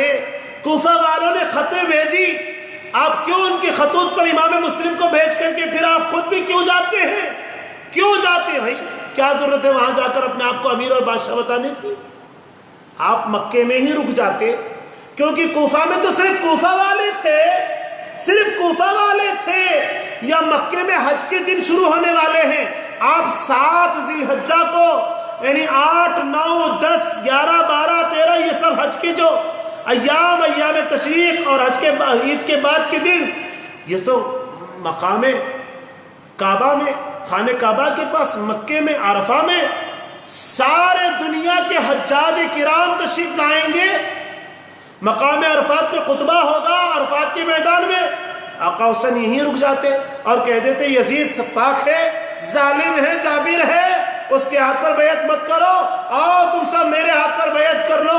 آپ ایک اعلان فرما دیتے، سب آپ کو امیر مانتے، امیر المومنین مانتے، سب آپ کو بادشاہ ماننے کو تیار ہو جاتے۔ لیکن آپ یہ نہیں کرتے، کیوں؟ آپ کو معلوم تھا اگر میں یہاں کروں گا تو یزید مدینہ منورہ کو ناپاک کرنا چاہتا تھا، تو آپ مدینہ منورہ سے نکل آئے۔ مکہ مکرمہ میں دیکھا آپ نے، وہاں پر بھی شوق اور ذوق کا یہ عالم ہے صحابہ کرام کا، سمجھ کر رہے ہم آپ پہ بیعت کر لیں گے۔ آپ نے دیکھا حج کے دن شروع ہونے والے یہاں پر بھی ہو سکتا ہے، لیکن ساتھ ہی ساتھ آپ یہ بھی چاہ کر وہاں رک سکتے تھے کہ میں سب کے ساتھ سب کا بیعت لے لوں اور میں امیر المومنین ہونے کا اعلان کر دوں۔ نہیں، آپ سیاست بھی نہیں چاہتے، آپ شریعت چاہتے ہیں، لیکن خون خرابہ بھی نہیں چاہتے۔ وہاں امام حسن کو یہی کہا گیا تھا نا کہ آپ اپنی خلافت چھوڑیے ورنہ پھر خون خرابہ ہو جائے گا، چھوڑ دیجئے۔ آپ نے صلح کر لی، آپ نے صلح کر لی، پھر کیا فرمایا آپ نے؟ جب آپ کا زمانہ گزر جائے گا تو آپ کیا کریں گے؟ میرے بھائی جو حسین ہیں ان کو یا پھر مجھ کو، یعنی ہم اہل بیت کو یہ ذمہ سونپ دیں گے خلیفۃ المسلمین بننے کا۔ لیکن کیا ہوا؟ نہیں ہوا، ایسا نہیں ہونے دیا، بلکہ آپ کو زہر دے کر کے شہید کر دیا گیا، آپ شہید ہو گئے۔ اب امام حسین ہے، امام حسین رضی اللہ، تو امام حسن بھی مدینے میں خون خرابہ کرنا نہیں چاہتے تھے، امام حسین بھی مدینے میں خون خرابہ کرنا نہیں چاہتے تھے، امام حسین مکے میں خون خرابہ کا ہونا نہیں چاہتے تھے، اس لیے وہاں سے نکلے کوفے کی طرف۔ سیاست نہیں چاہتے تھے آپ، شریعت چاہتے تھے، دین چاہتے تھے۔ امام حسین رضی اللہ تعالیٰ عنہ وہاں آگے بڑھتے کوفہ کی طرف۔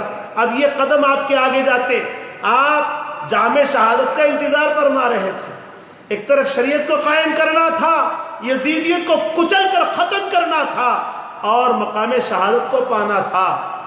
قتل حسین اصل میں مرگ یزید ہے، اسلام زندہ ہوتا ہے کرب و بلا کے بعد۔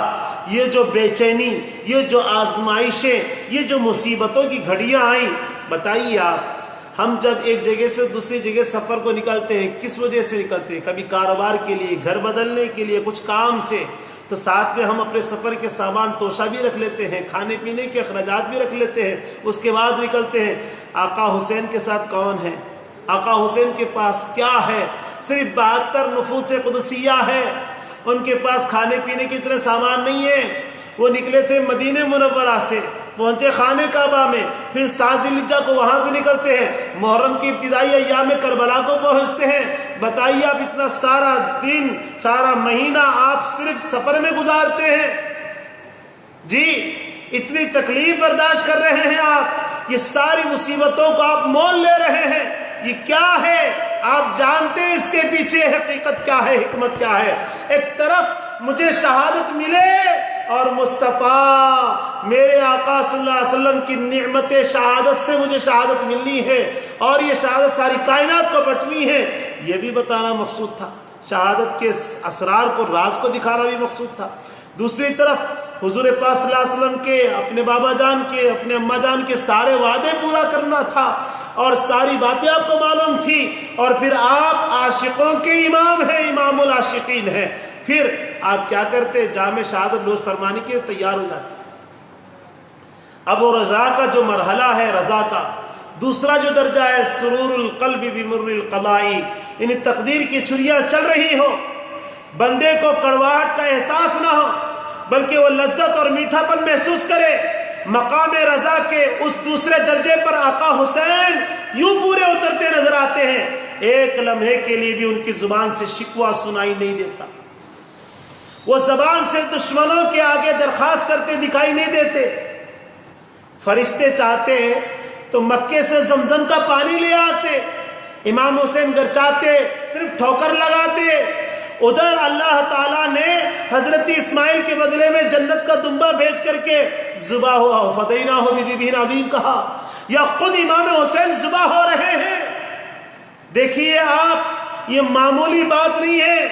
وہاں اللہ نے حضرت اسماعیل کو ذبح کرنے کے لیے حضرت ابراہیم کے خواب میں بتایا، لیکن ابراہیم علیہ السلام وہ خواب کو پورا کرنے کی کوشش کر رہے ہیں، لیکن اللہ تعالیٰ اسماعیل علیہ السلام کو ذبح ہونے نہیں دیا. بلکہ اسماعیل علیہ السلام کی اولاد میں آل ابراہیم، حضور صلی اللہ علیہ وسلم کی آل اہل بیت میں امام حسین ذبح ہو رہے ہیں، اور یہ امت کے ہاتھوں ذبح ہو رہے ہیں. یہ سب کچھ مقصود الہی ہے، یہ سب کچھ مقصود مصطفیٰ ہے، یہ سب کچھ مصطفیٰ جان رحمت صلی اللہ علیہ وسلم نے پہلے ہی امام حسین کو بتا دیا ہے.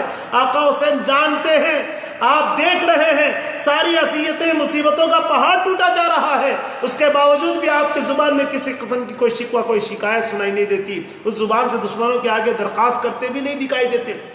اے دشمنوں چھوڑ دو ہمیں، نہیں فرماتے آپ. چیخ و پکار آہو فغاں کا کوئی کلمہ بلند نہیں ہوتا.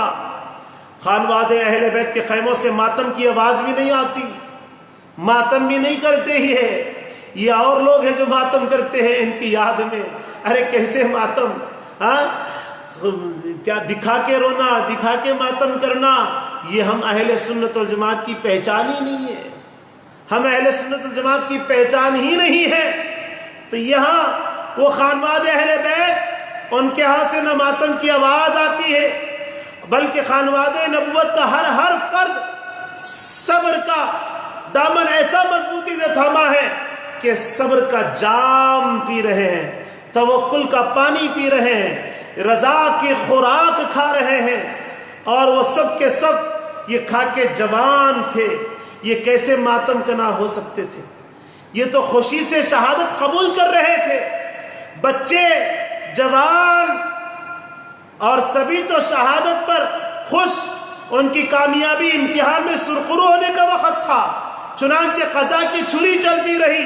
خانواد رسول صلی اللہ علیہ وسلم کا ایک ایک فرد گردن کٹواتا رہا، جام شہادت نوش ہوتے رہے، یہاں تک کہ وہ وقت آ گیا جس کا قدسیان فلک کو انتظار تھا، جس کے نظارے کو چشم فلک ترس رہی تھی. نواز رسول صلی اللہ علیہ وسلم اپنے ساتھیوں کی قربانیاں دینے اور سینکڑوں یزیدیوں کو واصل جہنم کرنے کے بعد بلاخر تیروں نیزوں سے تیروں سے جسم چھلنی کروا کر گھوڑے سے نیچے آ جاتے ہیں. اور اس دوران ظہر کا وقت ہو گیا.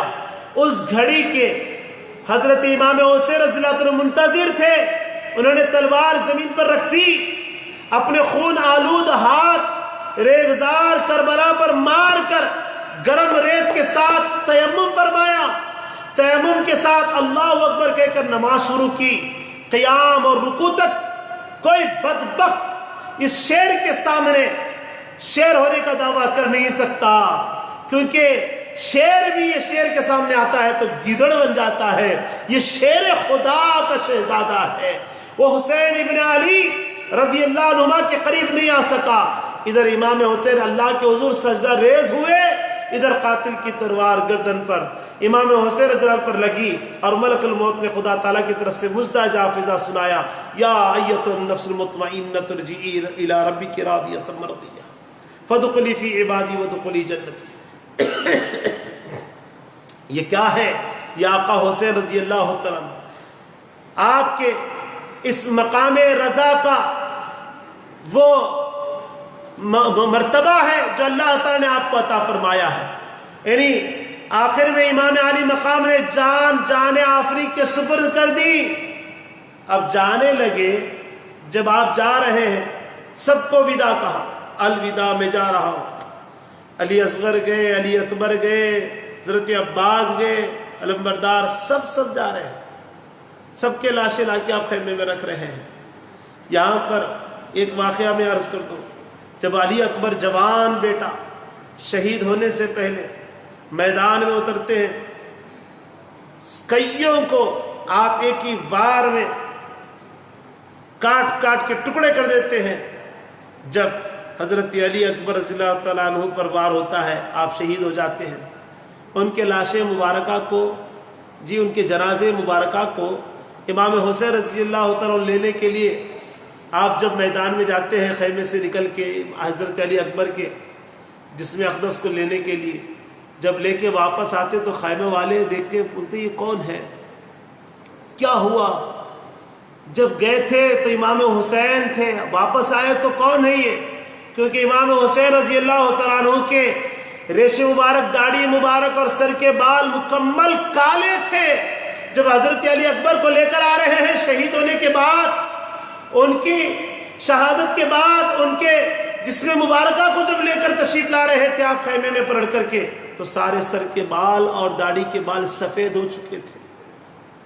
دیکھیے آپ، لمحے بھر میں سر کے اور داڑھی کے بال سفید ہو رہے ہیں، یعنی کتنا آپ نے برداشت کیا ہے، اور یہ برداشت کی طاقت اور سخت اللہ تبارک نے کیسے عطا فرمائی ہے۔ جب آپ نے الوداع الوداع کہا، گھوڑے پہ بیٹھے، ذوالجناح گھوڑا، اس پہ بیٹھ کے لگام کھینچتے پاؤں مارتے ہیں، گھوڑا نیچے سر کر کے کھڑا ہوئے، چلتا نہیں ہے، گھوڑا آگے چلنے کو تیار ہی نہیں ہے، چلتا ہی نہیں ہے۔ پھر لگام کھینچے، پھر اور زور سے کھینچے، گھوڑا پھر سر نیچے کر لیتا ہے، چلتا نہیں ہے۔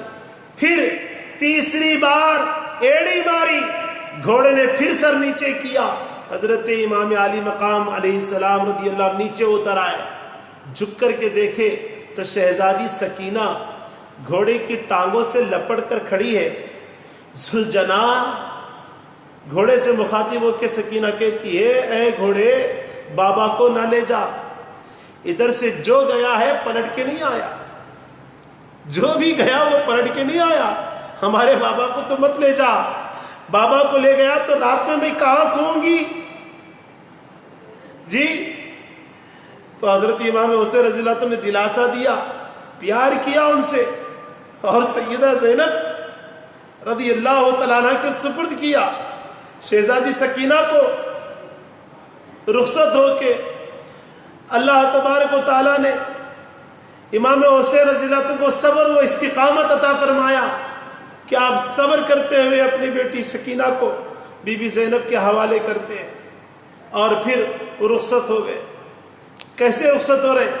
یا ایتھا النفس المطمئنہ ارجعی الی ربک راضیۃ مرضیہ فادخلی فی عبادی وادخلی جنتی۔ آواز آتی ہے، اے نفس مطمئنہ کے رکھنے والے، وہ اطمینان نفس کے رکھنے والے، سب کچھ ہو رہا ہے، اطمینان کا وہ عالم ہے، سب میرے رب کی مرضی پہ ہو رہا ہے، سب میرے مصطفیٰ کی مرضی پہ ہو رہا ہے۔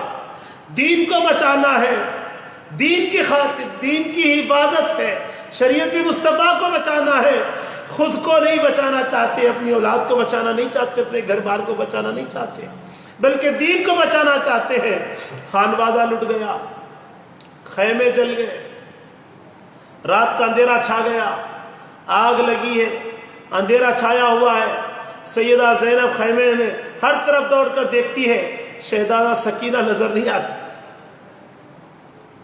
سب طرف جا کر دیکھتی ہے، آواز دیتی ہے، سیدہ سکینہ نظر نہیں آتی، پریشان ہو جاتی ہے، تلاش میں باہر نکلتی ہے۔ دیکھتے دیکھتے جہاں لاشیں پڑے ہیں شہیدان کربلا کے، اس کے قریب جا کر پہنچی تو دیکھا امام حسین رضی اللہ عنہ کی جسد اطہر، ان کی جسم کے اوپر کوئی چیز اونچی اٹھی ہوئی ہے، اندھیرا تھا۔ قریب جب گئے تو سکینہ ہائے ہائے ہائے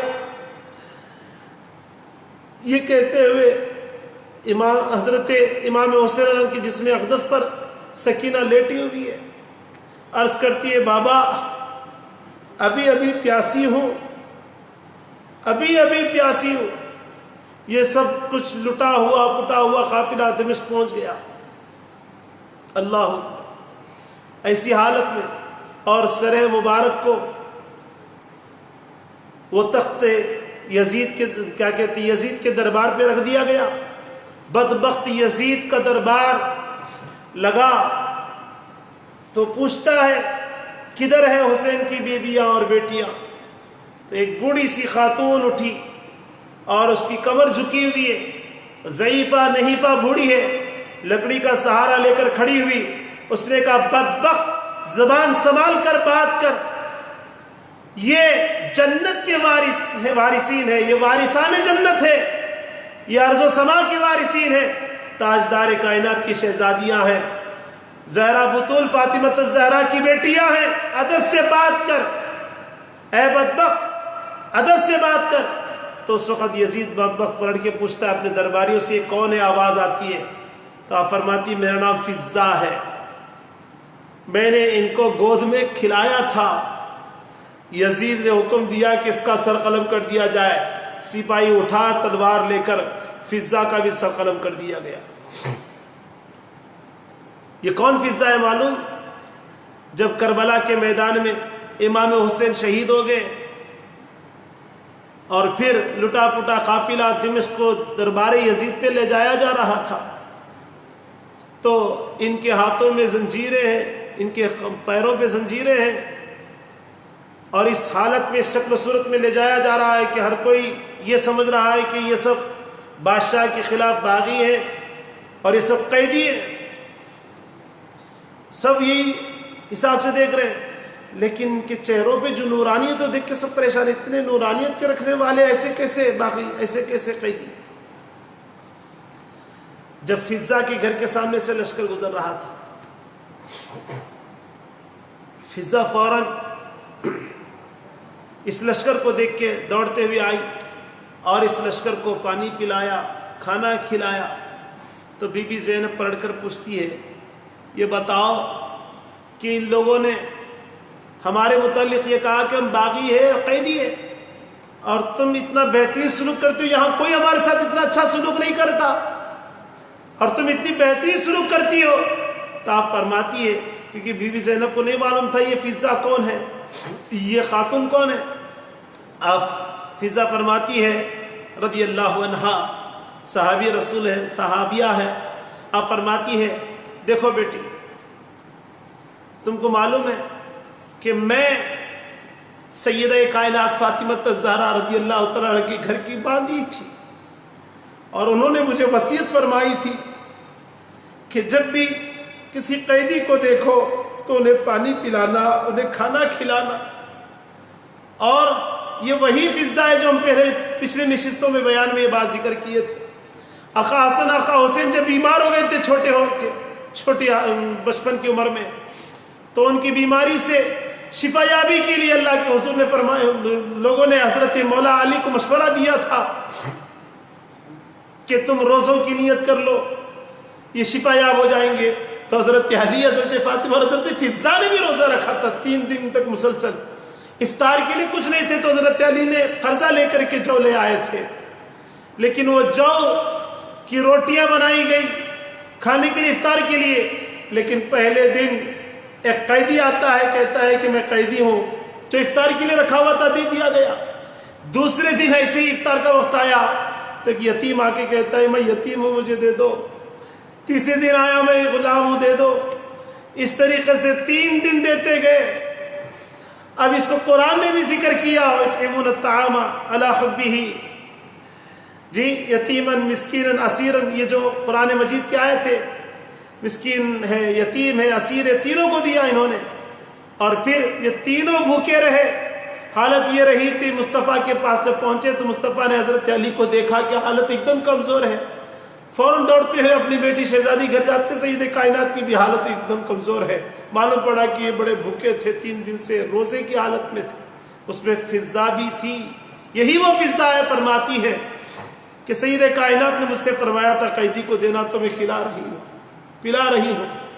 تو فوراً بی بی زینب فرماتی تم کو معلوم ہے یہ جو سر مبارک کو لے جایا جا رہا ہے، اس قافلے میں سر کو جن کو باغی کہہ کر کے لے جایا جا رہا ہے، جی یزید کی حکومت کی بغاوت کی مخالفت کی کہہ کر کے لے جایا جا رہا ہے، ان کو جو قتل کر کے لے جایا جا رہا ہے. اور آج ہم سب دیکھو زنجیروں میں جو بندھے ہوئے ہیں، ان کوئی اور نہیں، یہی وہ سیدہ فاطمہ کے ہفتے جگر امام حسین ہے، اور میں ان کی بیٹی زینب ہوں. یہ سنتے فضا لپٹ کے رونے لگتی ہے، کہتی کہ اللہ اکبر، یہ کیا معاملہ ہو رہا ہے. انہیں تو خواب تک نہیں دیکھا انہوں نے کہ یہ کیا معاملہ ہو گیا، کیسا نہیں دیکھا تھا آپ نے، اچانک یہ سب کچھ دیکھ کے حیرت زدہ ہو جاتی ہے۔ اور ادھر دربار یزید میں فضا جو جھکی ہوئی کمر اس کی، وہ یزید سے کہتے ہیں بدبخت سمجھ یہ کون ہے، یہ مصطفیٰ کے وہ خاندان پاک ہے جو جنت کے وارثین ہیں۔ تو یزید نے کیا کیا، اسی وقت فضا کو ہلاک کروا دیا، وہ بھی شہید ہو گئی، وہ بھی امام حسین کے لیے شہید ہو جاتی ہے، امام حسین کا لٹا پٹا قافلے کے لیے شہید ہو جاتی ہے۔ اسی طریقے سے وہ بدبخت یزید، اس کے پیچھے 500 سپاہی حبشہ کے، وہ بھی کھڑے ہو گئے تلواریں لے کر۔ تو فضا گرجدار آواز میں بولی، حبشہ کے غیر مند سپاہیوں، تمہاری حبشہ کی بہن فضا کا سر یزیدی دربار کا بدبخت قلم کرنا چاہتا ہے، کیا تمہارا غیرت گوارا کر لے گی؟ 500 تلواریں میدان میں لہرا رہی ہے، 500 تلواریں میدان میں لہرا رہی ہے، اور ایسی لہر گئی اور دربار یزید میں سکتہ طاری ہو گیا۔ ایک روایت میں آتا ہے کہ وہاں فضا کی شہادت نہیں ہوتی ہے، بلکہ فضا کو سر قلم کرنے کے لیے یزید کہتا ہے، جیسے کہتے ہی جو میں نے کہا کہ حبشہ کے 500 سپاہی کھڑے ہو جاتے، 500 سپاہی کھڑے ہو جاتے، اور انہیں کھڑے ہوتے ہوئے دیکھا فضا نے، اور فضا مخاطب ہو کر کے کہا دیکھو یہ کیا ہو رہا ہے میرے ساتھ۔ تو دیکھیے آپ، یہ سب کچھ یہ معاملہ ہوا، اور ایک طرف سیدہ زینب اسی وقت اٹھی اور مدینہ منورہ کی طرف چہرہ کر کے انہوں نے کھڑے ہو گئی، اور وہ بھی فرمانے لگے اے گنبد خضرا کے مکی میرے نانا جان جی، حبشہ کی بیٹی کی جان بچانے کے لیے 500 تلواریں کھڑی ہو گئی، بابا جان آپ کی بیٹیاں اس حال میں کھڑی ہے، ان کے لیے کوئی نہیں ہے، انہیں آپ یہ بتانا چاہتی ہے کہ ہم وہ مقام رضا پر فائز ہیں اور مکمل اللہ کی ذات پر بھروسہ کیے ہوئے ہیں۔ بزرگوں، در حقیقت یہ جو کربلا کا پیغام ہے یہ ہمارے لیے بہت ہی بڑا پیغام ہے۔ یہاں یزیدیت کا خاتمہ ہے اور حسینیت کی حیات ہے، یعنی امام حسین رضی اللہ تعالیٰ عنہ کل بھی زندہ ہے، آج بھی زندہ ہے، قیامت تک زندہ رہیں گے۔ اللہ نے فرمایا وَلَا تَقُولُوا لِمَن يُقْتَلُ فِي سَبِيلِ اللَّهِ أَمْوَاتٌ بَلْ أَحْيَاءٌ وَلَٰكِن لَّا تَشْعُرُونَ، جو اللہ کے راہ میں شہید کی جاتے انہیں مردہ نہ کہنا بلکہ وہ زندہ ہیں، ہمیں شعور نہیں کہ وہ کیسے زندہ ہے۔ تو بزرگوں، یہ ہے آقا حسین رضی اللہ تعالیٰ عنہ کی شہادت۔ میں تفصیلی واقعات میں جائے بغیر آپ کے سامنے یہ سب کچھ ایک حوالے کے ساتھ قرآن اور حدیث کی روشنی میں اور اہم ترین پیغام کو لے کر کے آپ حضرات کے سامنے ان باتوں کو میں نے گوشہ گزار کیا۔ ان گفتگو میں جہاں کہیں بھی مجھ سے کوئی غلطی ہوئی ہے تو میں توبہ کرتا ہوں، استغفر اللہ ربی من کل ذنب و خطیئۃ واتوب الیہ، اور جو کچھ اچھی باتیں ہیں وہ سب ہمارے اکابرین اہل سنت، ہمارے پیروں مشائخین، ہمارے علماء اہل سنت، ان کی فیضہ، ان کے کیا کہتے ہیں تعلیم اور تربیت کا نتیجہ ہے، انہی کے فیوزات و برکات ہے۔ بس ہمیں چاہیے کہ ہم اہل بیت اطہار کی خوب تعظیم کریں اور سچے دل سے محبت کریں، ان کے نقش قدم پر چلیں، ان کے بتائے ہوئے اصول پر چلیں، ہرگز ہم شریعت سے منہ نہ موڑیں۔ شریعت کی خلاف ورزی کرنے والے یزید کے لیے آپ بیعت کرنے کو تیار نہیں ہوئے، یزید کے ہاتھ پر اس کا خاتمہ کرنا چاہتے تھے آپ، کہ یزید ہرگز شریعت کی دھجیاں جو اڑا رہا ہے ہرگز مسلمانوں کا امیر بنے گا، ہرگز مسلمانوں کا امیر نہ بنے، کیونکہ وہ اگر بن جائے گا تو پھر مسلمانوں میں شریعت باقی نہیں رہتی۔ آپ نے شریعت کی پاسداری کی۔ ہم آقا حسین کا نام یا حسین کہہ کر کے لینا چاہتے ہیں، اور لیتے بھی ہیں الحمدللہ، لیکن ساتھ ساتھ آقا حسین کا جو جذبہ ہے شریعت کو بچانے کا، آپ نے جو شریعت کو بچایا ہے اس شریعت پہ ہم عمل پیرا ہو جائیں، ہم اپنے ماؤں، بیٹیوں، بہنوں کی حفاظت کریں، ان کی عفت و عصمت کی، پاک دامنی کی حفاظت کریں، انہیں باپردہ رکھیں، اور ہم اپنے اخلاق کو، کردار کو سنواریں، ہم شریعت مطہرہ پر چلنے کی کوشش کریں، اور ہر طرح کی حرام کاری سے ہم اپنے آپ کو بچائے، حلال روزی روٹی کے ساتھ زندگی گزارنے کی تو کوشش کرے، اور ہمیشہ ہم دین پر قائم رہنے کی کوشش کریں، دیندار بننے کی کوشش کریں، دنیا دار نہیں بزرگوں۔ کہیں یہ سب کچھ چیزیں ہمیں برباد نہ کر دے۔ یزید کے اندر نشہ کس چیز کا تھا؟ دنیا کا نشہ تھا، سلطنت کا نشہ تھا، حکومت کا نشہ تھا، اور کچھ نہیں تھا۔ اس نشے میں اس نے اہل بیت اطہار کو بھلا بیٹھا۔ اسے یہ تک پتہ نہیں کہ میں ایک صحابی رسول کا بیٹا ہوں، اسے یہ تک پتہ نہیں کہ میں ایک مسلمان ہوں، اسے یہ تک پتہ نہیں کہ میں اللہ تعالیٰ کے دین پر ہوں، اسے یہ تک پتہ نہیں کہ میں کلمہ طیبہ پڑھنے والا ہوں، اسے یہ تک پتہ نہیں کہ میں محمد رسول اللہ صلی اللہ علیہ وسلم کا امتی ہوں۔ جی اس ایسے نشے میں وہ مبتلا ہو چکا تھا، اسے یہ سب چیزیں بھلا دی گئی۔ وہ امام حسین کو شہید کروانے کے لیے تیار ہو گیا، اور امام حسین کو شہید کرنے والوں کو اس نے کڑی سزا، کوئی سزا نہیں دی، بلکہ خوب سراہا، ان لوگوں کے لیے انعامات سے سرفراز کیا۔ یہ سب حکومت کا نشہ تھا، اس نے شریعت کی دھجیاں اڑا دی۔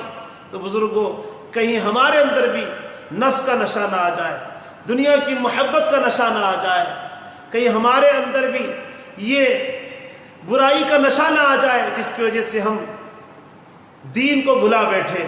اس لیے یاد رکھنا، اہل بیت کے دامن کو تھامو لو مضبوطی سے، ان کا ذکر کثرت سے کیا کرو، کیونکہ ہم اہل سنت والجماعت ہیں، ہم اہل بیت سے سچی عقیدت اور محبت رکھنے والے ہیں، ہم ماتم کرنے والوں میں سے نہیں ہیں، ہم صحابہ کرام رضوان اللہ علیہ مجمعین کو گالیاں دینے والوں میں سے نہیں ہیں، نعوذ باللہ معاذ اللہ مستغفر اللہ۔ ہم صحابہ کرام کے متعلق یہ عقیدہ رکھتے ہیں کہ صحابہ کرام کی ہم عزت کرتے ہیں، تعظیم کرتے ہیں، اور وہ اللہ سے راضی، اللہ ان سے راضی ہے، رضی اللہ عنہم ورضوا عنہ۔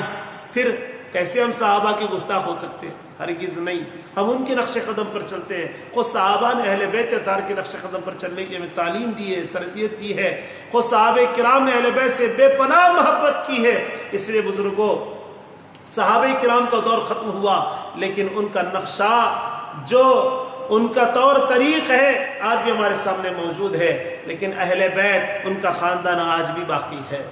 اللہ کے نبی صلی اللہ علیہ وسلم جانتے تھے اہل بیت کو دوہرا مقام ہے، ایک صحابی ہونے کا بھی، ایک حضور کا پاک گھرانہ ہونے کا بھی، اور انہی کے خاندان مبارک میں حضرت امام مہدی تشریف لانے والے ہیں۔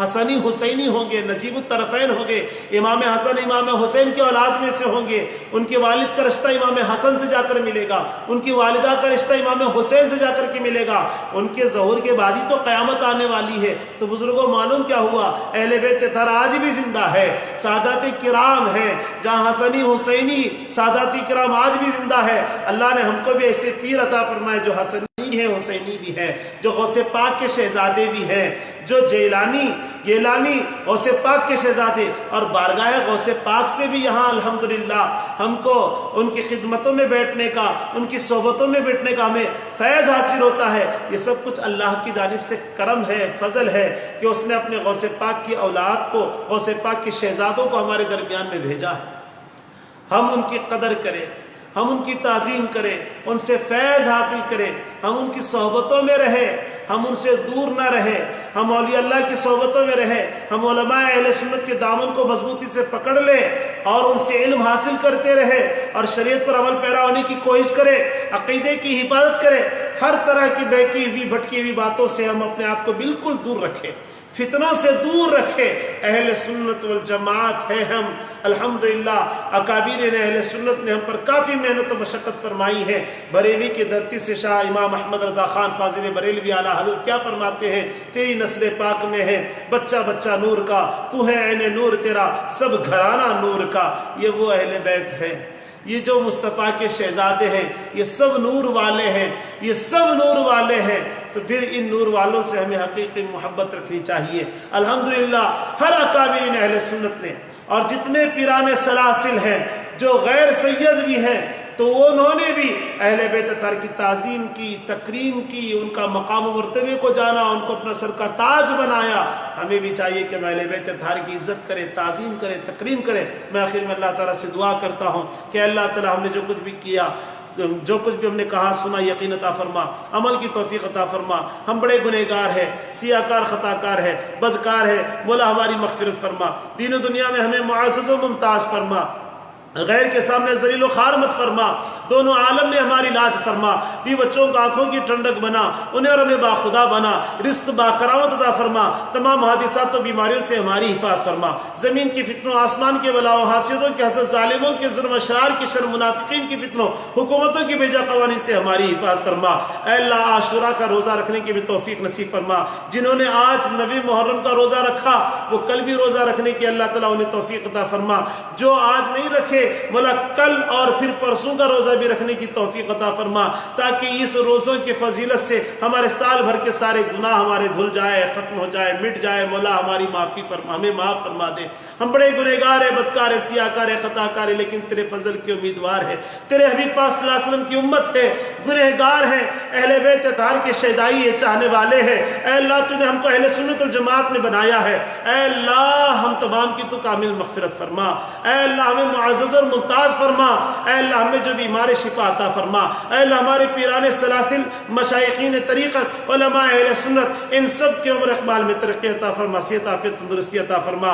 اے اللہ میرے پیر و مرشد کو، آپ کے جتنے بھی ہیں ان سب کے پیر و مرشد کو اے اللہ عمر اقبال میں ترقی عطا فرما، صحت عافیت تندرستی عطا فرما۔ جن کے پیر و مرشد مرحوم ہو چکے ہیں مولا تعالیٰ ان کے قبروں کو نور سے بھر دے، ان کے درجات کو بلند فرما، ان کی فیوزات علمی و روحانی سے مالامال فرما۔ اے اللہ ہم بڑے گنہگار ہیں، بدکار ہیں، سیاکار ہے، خطا کار ہے مولا۔